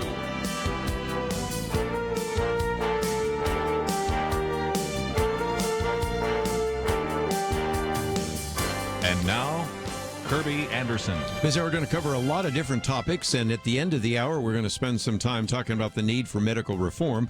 But let me first of all just note the date, and it is September 2nd, and there's some very significant reasons why this date is important. September 2nd, 1945, the end of World War II, VJ Day, and a very significant time in this nation's history, and so we want to certainly talk about the 75th anniversary of that. And if you have not had a chance to read a little bit of some of the great stories that have come down from those who served with distinction in World War II, I hope that you will do so, and we certainly will never be able to thank those individuals enough.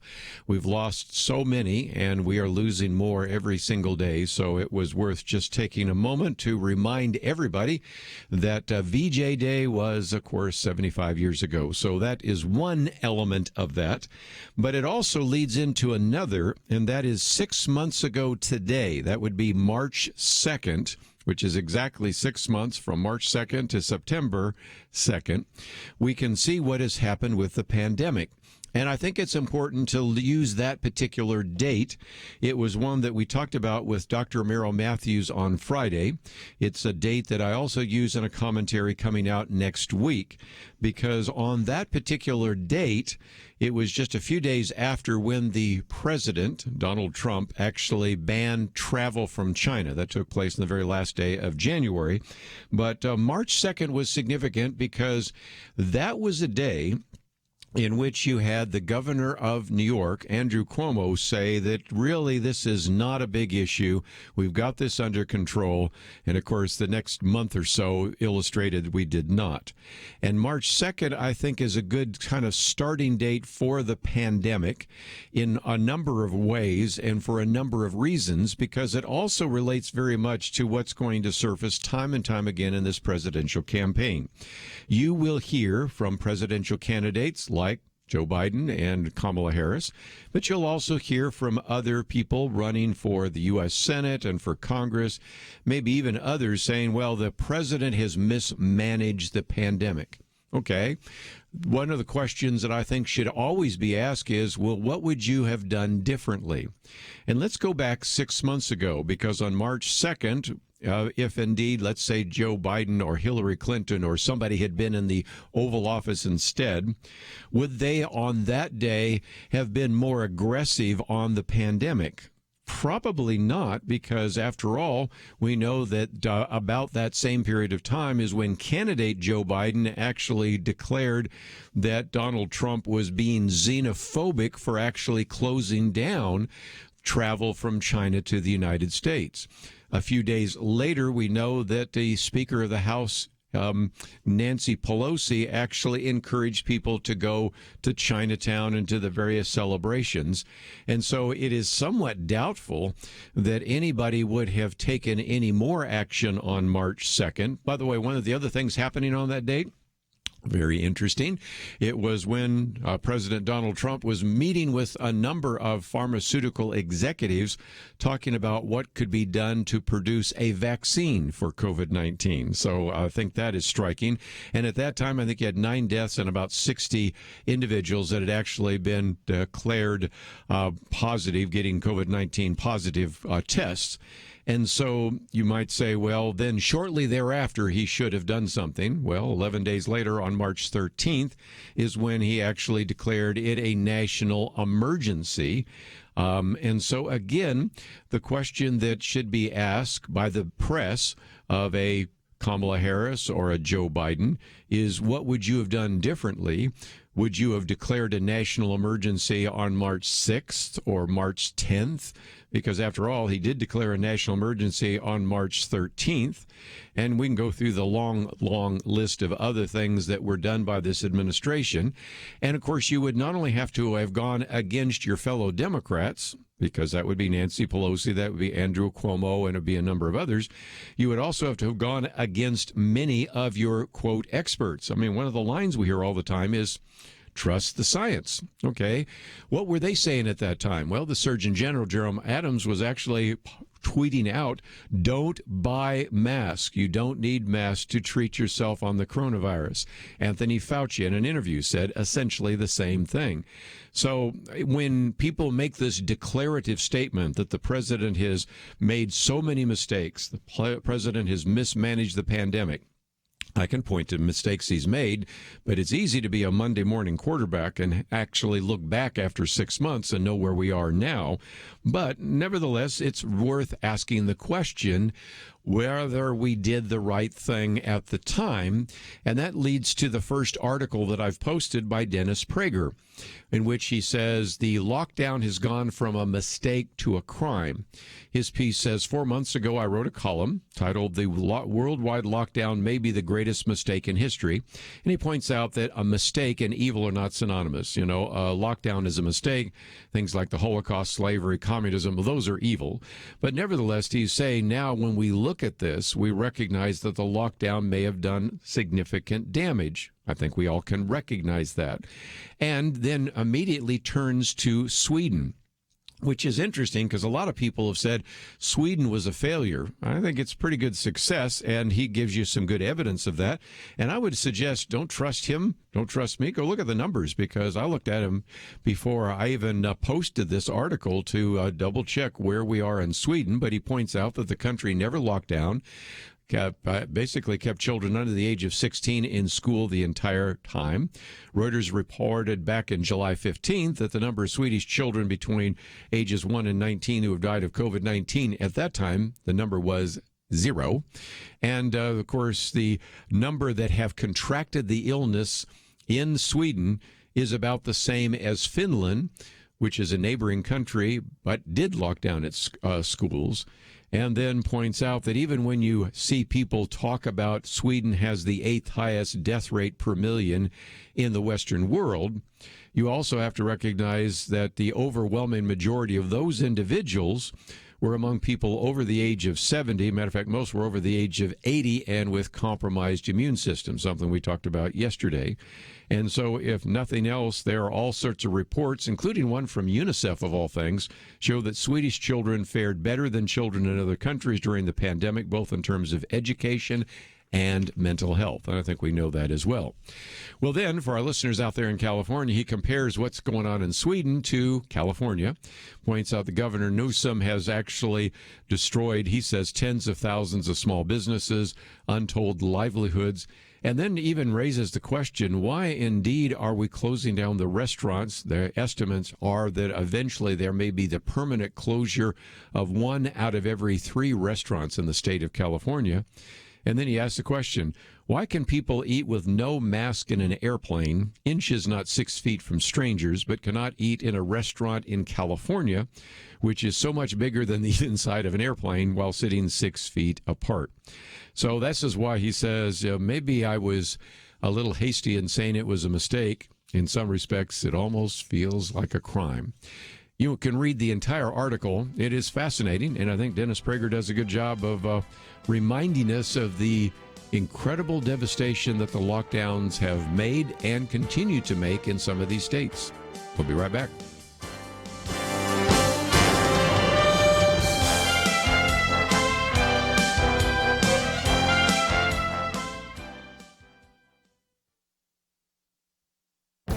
This is Viewpoints with Kerby Anderson.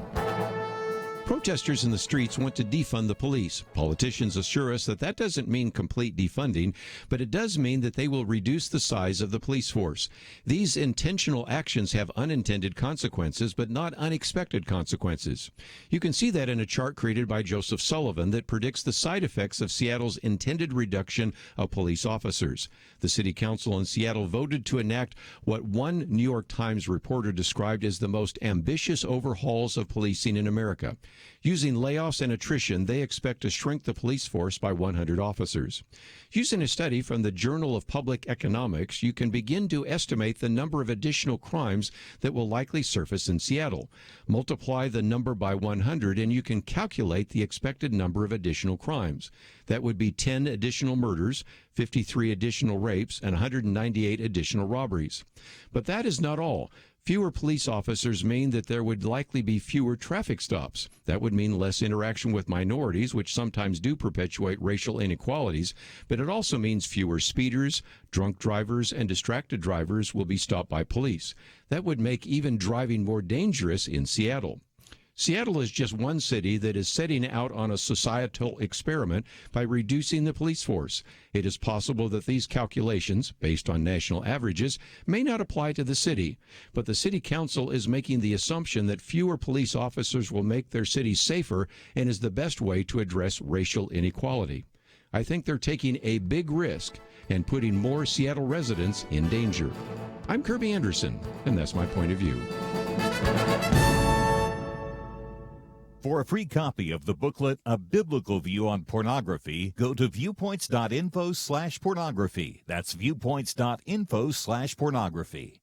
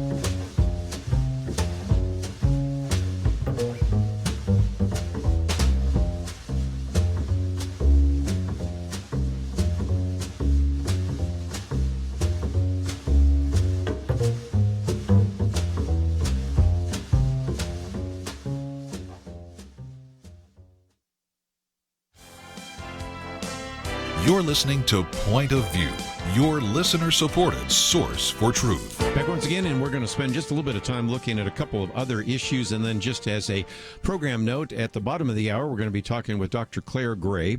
He is the founder of Physicians for Reform, and one of those conversations that we need to have from time to time is the whole issue of, can we get true medical reform? Right now, it's maybe not top of the line issue. It's maybe not top of the thought in terms of some of the people. Maybe it's sort of a back burner issue. It's not top of the mind yet, but it will be, and I suspect it will surface once we get into the presidential debates and some of the conversations. So we're going to spend some time with him talking about that. But my second article comes from Liz Harrington, and she writes actually for the Republican National Committee, but I think helps answer a question that is a legitimate question, and that is, who's responsible for the riots? First of all, let's face it. The people that are rioting are responsible for it, and any attempt to put blame on anyone else is a little bit off target. But one of the things you hear time and time again is Donald Trump is responsible for the riots. And so what she does is take 5 cities and say, really? Given the fact that these are cities that are run by Democrats, have been run by Democrats for decades, and these are cities where Donald Trump actually received very little of the vote, what about that? And so let me just go through them real quickly, and you can come to your own conclusions. But she first of all looks at Oregon, Portland, Oregon. 73% voted for Hillary Clinton, only 17% for Donald Trump. You know what's been going on in Portland long before there was even a talk about sending in federal troops and trying to then blame Donald Trump for that. These riots have persisted for 90 days already. The city has defunded the police by $15 million in June. We know what's going on there. Number two, she looks at Seattle. 69% went for Clinton, 21% for President Trump. But again, not necessarily something that you would see as a place where Donald Trump has done very well. And we know what's happened there. You've had the so-called City of Love, the Capitol Hill Autonomous Zone, Chaz and CHOP and all that. And the fact that the Seattle has already defunded the police by $23 million. And by the way, we also have a commentary today that I've posted on what the impact might be by removing 100 law enforcement officers from the streets of Seattle. So you can read that if you have time to do so. Number three, she looks at New York City. Actually, just even worse for Donald Trump. Even though he lived in New York City, only 9% voted for him, 86% voted for Hillary Clinton. And of course, we recognize there the city's defunded the police by $1 billion with a B, and ended cash bail, which I think has been a complete disaster. Violent crime is skyrocketing there, and so we can look at that particular city. Then the District of Columbia voted 90% for Hillary Clinton, 4% for President Trump, and this particular district has never had a Republican mayor. The city council voted unanimously to defund the police by already $15 million. And just as a program note, as we'll get back to this article, did you see this the other day? The mayor there has established a plan that recommends removing, are you ready for this? The Washington Monument, the Christopher Columbus statue, the Andrew Jackson statue, and the Jefferson Memorial. And you just can't make this stuff up. But that's, again, something else that's coming out of the District of Columbia. And that brings us to one more. Number 5, Minneapolis. And 63% there voted for Hillary Clinton. You have to go back to 1973 before you have the Republican mayor. So, again, this is a city council that has voted unanimously to actually completely dismantle the police. And so you've got 5 of these cities run by Democrats who were elected by Democrats. As Liz Harrington does, if you do a summary of these 5, basically only about 15% of the residents voted for Donald Trump. So the point being made here is this is Trump's fault. You, first of all, don't have him actually involved in any of those cities, although he's tried to offer for federal help. But number 2, the people in those cities haven't voted for him either and are necessarily not Trump supporters. So to blame this on Donald Trump and Trump supporters is a bit of a stretch, to put it mildly. And one of the other arguments that has been made is that, well, I didn't hear anybody talking about police reform. Well, first of all, I think you could honestly say that I didn't hear much about police reform at the Democratic National Convention. But first of all, to say that Donald Trump didn't mention it is to not look through his speech, because he did. But more importantly, who was one of the keynote speakers Monday night? Well, that would be Senator Tim Scott. And this article also reminds us that the Senate Democrats, along with and led by Kamala Harris, blocked this legislative police reform because I think they really wanted to have an issue to run on. And you also have in some of these cities people saying, say her name. Well, who's the name? Well, it's Breonna Taylor. Well, she was killed because of no-knock raids. And I think it's kind of ironic because we last week talked about the fact that Rand Paul got stuck in this mob and they kept yelling at him, say her name. He is the author of the Justice for Breonna Taylor Act. And so, back when I honestly thought that people seriously were interested in police reform, we wrote a booklet on criminal justice reform. We actually have for many years talked about no-knock raids. As a matter of fact, I was thinking last time we did this, we've been in this studio for 3 years, and this was in the other studio when we first started talking about that with John Whitehead. So that had to be at least 5 years ago, and we've been talking about that ever since. And so there's one. We've talked about the problem with the police unions that sometimes keep bad cops out on the beat and those kinds of things. And so, if nothing else, just a good illustration of that.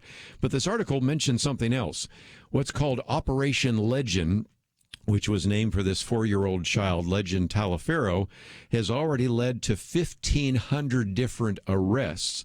And so that's one way to address some of these issues. But another happened yesterday. You may know that President Donald Trump decided to go to Kenosha, Wisconsin. He also brought along with him the Attorney General, William Barr. Now, of course, days before, people said, we don't want him to come. The governor said that. The mayor said that. All sorts have said we're going to have all sorts of fueling of the riots, which actually didn't happen. If you watched a number of news stories, most of them will just talk about him being there and then show the protesters and completely ignore the fact that the motorcade going into Kenosha was just lined with people with signs praising Donald Trump. You've got all sorts of interviews he did where people were so grateful that he was able to bring troops in and quell some of the violence. But later, the president, Donald Trump, and the Attorney General, William Barr, were in a conference. And during the press conference, William Barr said something that I've always wondered about, and Rand Paul alluded to the other day when he was doing some of the interviews. Of the 170 people, according to William Barr, that were arrested here in Kenosha through the Operation Legend program, 100 of the 170 were from out of the state. Some coming from Oregon, probably were throwing bricks at police there and then decided to throw bricks at police in Kenosha. Others coming from California. And just a great illustration, a very sad illustration, by the way, of how it's almost like rent a mob or rent a rioter, and they just move from one riot to the next. So anyway, just thought I would mention that as one of the articles. The last one, real quickly, is written by Jennison Franklin. He's been on the program with us before. We may talk more about this on Friday with our friend Kelly Shackelford. But he said, vote like the First Amendment is on the November 3rd ballot. It is. He says it's time for people of faith to draw the proverbial line in the sand. This November, our First Amendment religious freedoms are literally on the ballot.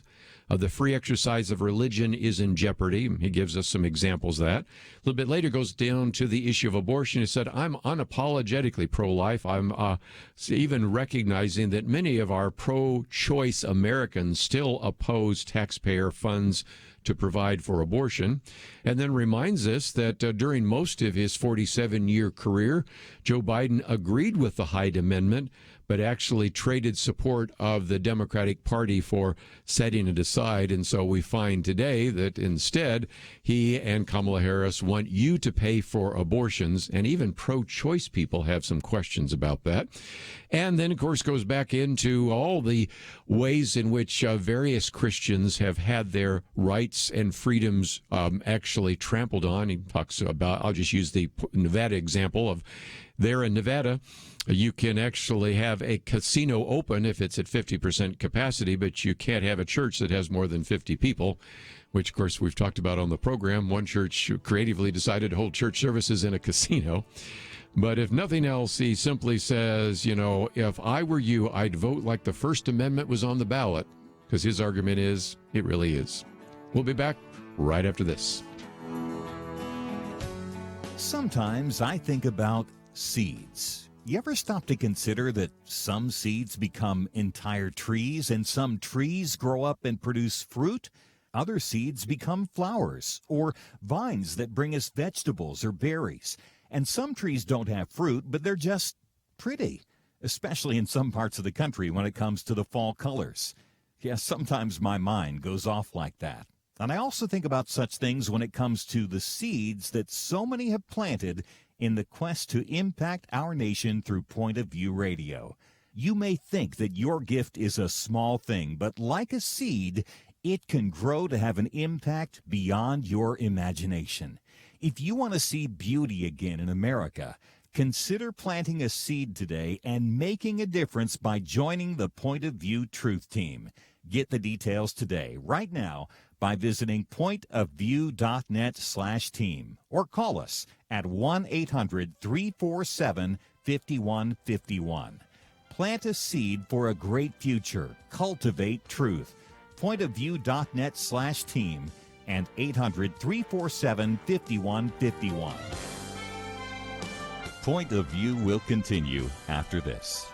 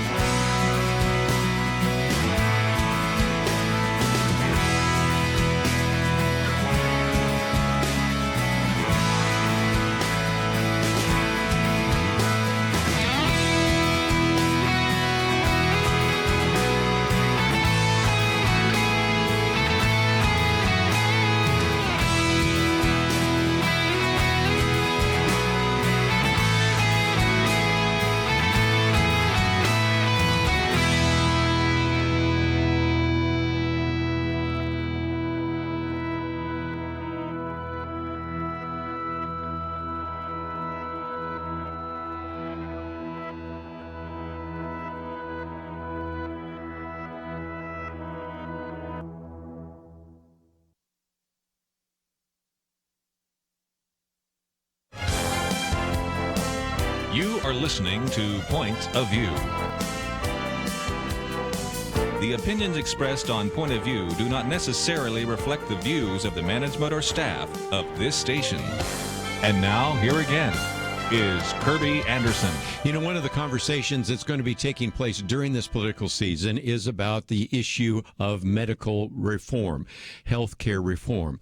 Now, I recognize it's not necessarily top of the mind at the moment, simply because safety and the economy and the pandemic sort of crowd that out. But it is a conversation that has happened during every political campaign, whether for the presidency or for the Senate or for Congress or others. And so I did want to come back to this and give you an opportunity to hear something that doesn't get a lot of attention. Right now, most of the debate, especially in the Democratic Party, is between do we just try to fix the Affordable Care Act or we go to Medicare for all? Now, I think we know pretty much where Kamala Harris and Joe Biden want to take that. With the Republicans, they're just simply saying we want to provide incentives and go back to a free market. But there is a lot that needs to be discussed about this. So we're going to give this about a half an hour. We'll come back to it again, probably in future programs. And we are privileged to bring to the microphone Dr. Clare Gray. He, by the way, has written a very good book that you might want to check out, The Battle for America's Soul, which talks about the culture war. But back in 2006, founded what are called Physicians for Reform. He, of course, is a physician and a writer and a speaker. Matter of fact, served as the advisor in the area of health care to the Ben Carson for President campaign. Also has led various policy efforts on a health care plan, which he gave to, at that time, Congressman Mark Meadows to deliver to President Trump. Of course, Mark Meadows is now the chief of staff. So he's really been looking at this whole idea of personalized health care rather than Medicare for all. So, Dr. Gray, just a great opportunity for you to join our conversation today. So thank you for doing so. Kerby, thank you so much for having me. One of the arguments we make, Dr. Gray, so often is that if you're complaining about the insurance company or somebody in this kind of private sector bureaucracy making decisions about you, you won't like it anymore if somebody in the public sector bureaucracy, some government bureaucrat in Washington makes that decision. And we seem to be going in the wrong direction, where more and more decisions are taken out of the hands of you and your doctor. And you're arguing that we need to go back and talk about personalized health care. Tell us more, if you might. Yeah, you sort of took one of my taglines in my public speaking almost right out of my mouth. But a lot of times when I'm doing public speaking, I ask the question, who do you want to make your personal, private, and sometimes difficult medical decisions? You and your doctor, or a bureaucrat in Washington. And then remember, whoever pays holds the power to choose. So we've had one of our campaigns, there's so many aspects of this to cover, but one of them is a No More Middlemen campaign. And essentially at a broad policy level, we're trying to get as many of the middlemen out of the room that stand between the patient and the physician, and let doctors get back to being doctors and take care of the people that they care about the most, and that's their patients. So this is really a way to try and get patients and their physicians back at the center of healthcare. Let's talk about that because, first of all, middlemen keep the cost of insurance up.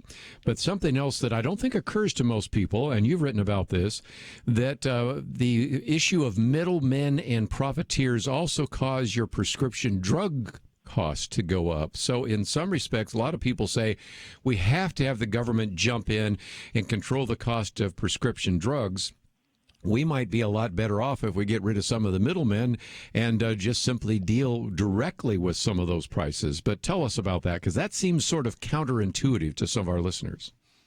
Yeah, this is something that's very, very poorly understood, even inside the medical community. But it's actually government getting involved that caused the problem. And it'd be interesting to come back maybe on a later program where we could give it more time. But in short, in 1987, there was a piece of legislation passed that protected middlemen inside the healthcare supply chain from racketeering charges for taking kickbacks. So now what you have are people in the supply chain standing between the manufacturers and the patients in the control of the supply chain. And in order to get the drug or medical device to market, the manufacturer has to pay this kickback to the middleman. And these kickbacks are all total that come up to somewhere around $200 to $200+ billion a year. Not million, billion with a B. Wow. So it's a tremendous drain on the system. And again, this was something that was well intended when it was first passed back in 1987, but not terribly well thought through. For sure. So one of our efforts is to get these middlemen out of the healthcare supply chain, which would drastically lower the cost of medications and medical devices. One short example is the average patient on insulin pays about $400 a month for their insulin. Some patients are paying much more. About $300 of that $400 every month goes to kickbacks. There you go. So if we just eliminate those kickbacks, it would drop the cost of insulin by 75%. And then if we allow drug companies to compete against each other, that could drop by another probably 50%. So instead of paying $400 a month for insulin, we could pay about $40. And those are the kinds of reforms that we're looking to do where we actually, there's plenty of money being spent on healthcare. The problem is it's all being spent on the bureaucracy to support the system and the middlemen, and another word for that might be profiteers, that stand between the patient and the doctor to sort of keep their hand in the till. So there's a whole network of physicians that want to fix the system so that medicine is affordable and that the patient actually stays in charge. Let me just mention, too, if you go to physiciansforreform.org, we have that link on the website. One of the first things that pops up is a picture of nomiddleman.org, so that's just one of those issues. But, Dr. Gray, let me raise another question that we hear. On that. If they want to go to that website and click on that, there's actually a 4-minute video that explains the problem of the healthcare supply chain. So that would be well worth your listeners' time to do. Well, we do have that link, and so I would encourage you to follow that.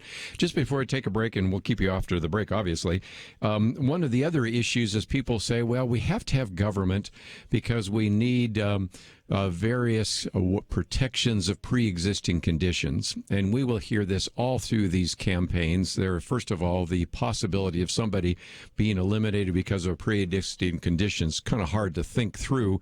But one of the arguments you make is that we have guaranteed coverage pools in every state, and there are all sorts of ways to address pre-existing conditions without including government into more and more of your health care decisions. True? Yeah, absolutely. And that was the case in the last election cycle. The last 2 weeks of the campaign in selected congressional districts, the left ran all these ads saying basically if you were to let Republicans control health care, all of your pre-existing coverages would be gone, which simply isn't true. And what we're suggesting, and there actually have been prior to Obamacare, state-based, they previously were called high-risk pools, but they can be modified. We're going to rebrand them guaranteed coverage pools, where it's a state-based system where patients, if they apply for insurance and are denied twice, can then turn to the state for short-term insurance to cover pre-existing conditions. Like a young gal might get pregnant and can't get insurance once she is carrying a baby. Of course, in 9 months, that won't be the case anymore. But in the meantime, she would have access to insurance, so she and her baby would have insurance. And there's multiple ways to do this. And by letting states control this, as it turns out, it's much more efficient than the system that the federal government issued in 10 years ago. Let's take a break, and when we come back, we'll continue our conversation with Dr. Gray for just a few more minutes, and this would be a great time for you to visit the website, physiciansforreform.org, because we have so often heard people talking about government-sponsored health care or even insurance companies governing your health care. This is a different way to look at it, and a much more reasonable one, because if indeed you have your own personalized plan that you're in control of, guess what? You can then actually decide which doctors you want to see. And remember the old phrase, if you like your doctor, you can keep your doctor. If you like your plan, you can keep your plan. How's that working out for you? That didn't work out so well. But also, if you're actually in control of your health care dollars, you might comparison shop. Oh, that is called a free market, and that might bring some of the costs down as well. When we are dealing with the runaway cost of insurance and now a claim that Medicare for all will be cheaper, it will not. We need to talk about some of the alternatives. So Dr. Clare Gray with us for a little bit longer, and then we have a link to his website, Physicians for Reform, and we'll come back and continue our conversation with him right after this.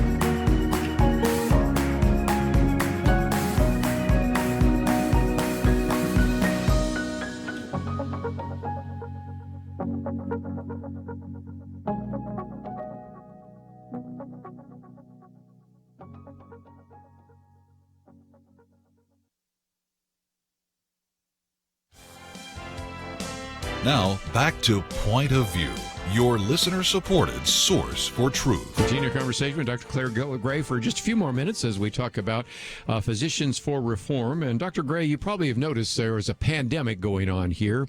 And what it, I think, illustrates is how many bureaucratic rules and regulations have had to be cleared out by not only President Donald Trump, but by the coronavirus task force For example, telemedicine. It was almost impossible to do telemedicine, and now I'm watching what has been used even in my own family as a very effective way to make various diagnoses clear, easy, without actually putting somebody in a waiting room and getting the possibility of COVID-19 from someone else. We have all these regulations that kept us from producing various products, pharmaceuticals, protection equipment, and all the rest. And I think it just brings us back to the fact that after now going through about 6 months of this, we recognize that there are just a lot of bureaucratic roadblocks, and this idea of a personalized health care plan eliminates most of those, doesn't it? Yeah, that's essentially the whole concept of what we're trying to do. Sure, at the center of that, one of the pieces is gets back to whoever pays holds the power to choose. With a personal health freedom account or a personal health management account, there's different names for that concept. But one of the things we're looking at doing is instead of your employer controlling those healthcare dollars as a quote benefit, having those dollars drop into your personal account. It's sort of like a healthcare savings account, except much bigger, where you can actually start to choose the insurance policy that you want, that fits you and your family's needs. Sort of like the Liberty Mutual slogan, only pay for what you want, what you use. So if we can start to shift the dollars back towards the patients, and of course we still need insurance. We're not at all suggesting that there shouldn't be insurance. But that starts to make insurance companies pursue the interest of the patient as opposed to perhaps the employer. And it will certainly expand the choices that a patient has. And one of the big things we're trying to do is once that happens, then patients can start to engage physicians directly. And it's amazing. There's a whole movement called DPC, or direct primary care. Yes. And actually there's a lot of subspecialists moving in that direction as well, so it's more of a direct patient care. But actually, once you switch to that model, you can decrease costs, oftentimes including medications, by 50, 60, 80, or 90%. And that, again, starts to make healthcare much, much more affordable. We can afford to take care of patients that are sick. What we can't afford is all the bureaucracy and inefficiency and racketeering that's in the current system. You mentioned something in passing I'd like to come back to, and that is that your employer owns your insurance.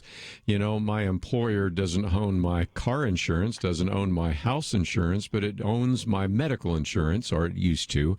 And part of that has to do with something that happened over World War II. At the end of World War II, just to provide some benefits, that was a benefit there.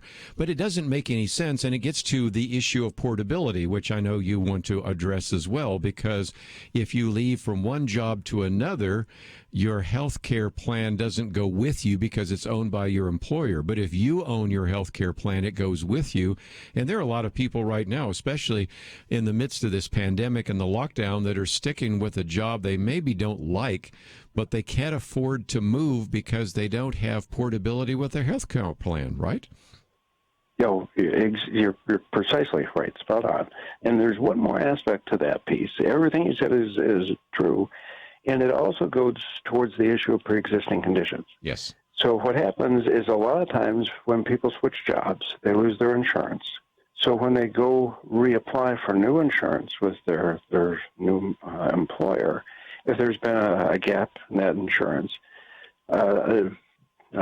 disease that they may have had for quite some time that was previously covered, all of a sudden becomes a, quote, pre-existing condition, not because it's a new problem for them, but because they lost their insurance when they switched jobs. So if we can find a system, make a system, where people can keep their insurance and not lose it as they switch jobs or move, that will largely deal with the issue of pre-existing conditions. Yes. We need other fixes as well, but that's one of them. Well, every one of those P's, I talk about price, portability, pre-existing conditions. Price is one of those. Next time I'm in North Carolina, I'm going to go try to come over and see you. But if we go out to dinner and you say, look, I'm buying, I'm going to pay a lot of attention to what's on the left side of the menu and really not much on the right side of the menu, the cost. But if I have to pay for it, I'm going to pay a little bit more attention to that. And if I own my health care policy, all of a sudden, I'm going to do some comparison shopping. And I recognize that if it's an emergency, that's one thing. But the difference between what one hospital or what clinic might charge in another is striking. And in a free market, it does seem to me that when you own your own policy, not only do you be able to have the choice of which doctors you want to go to, but you can also do something which happens in almost every other area of life except in healthcare, and that is to recognize how the free market can bring costs down while keeping quality very high. Absolutely. One of the things I talk about is there's really only two ways to bring down, this is at a 30,000-foot level, to bring down the cost of health care. You can either give patients control of their dollar, so they start asking two basic questions. How much does it cost, and do I need this test? Or else you can give power to government, and they can ration care. And those are really the only two options. Yes. And there's a series of ways to help do that.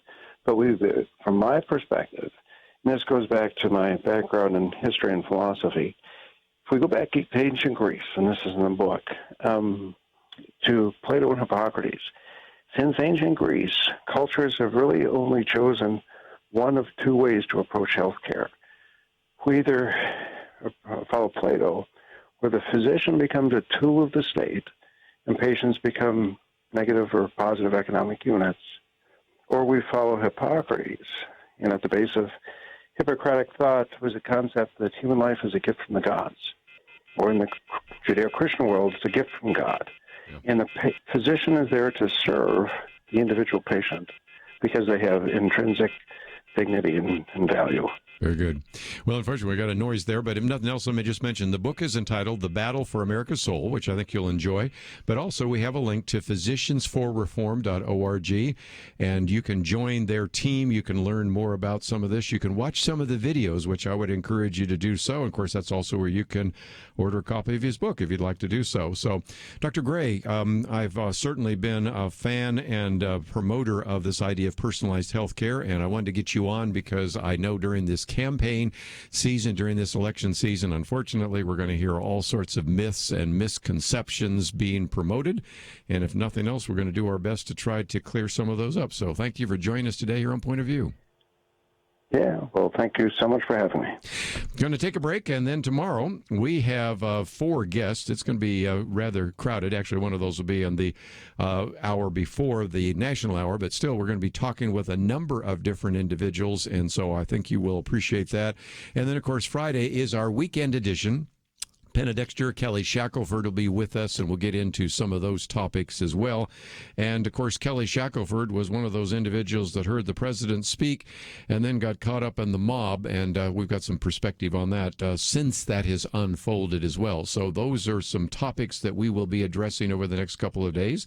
Many of the columns that I've mentioned today, some of the articles and resources are on our website on the lockdown and on the riots in the cities and on the First Amendment being on the battle.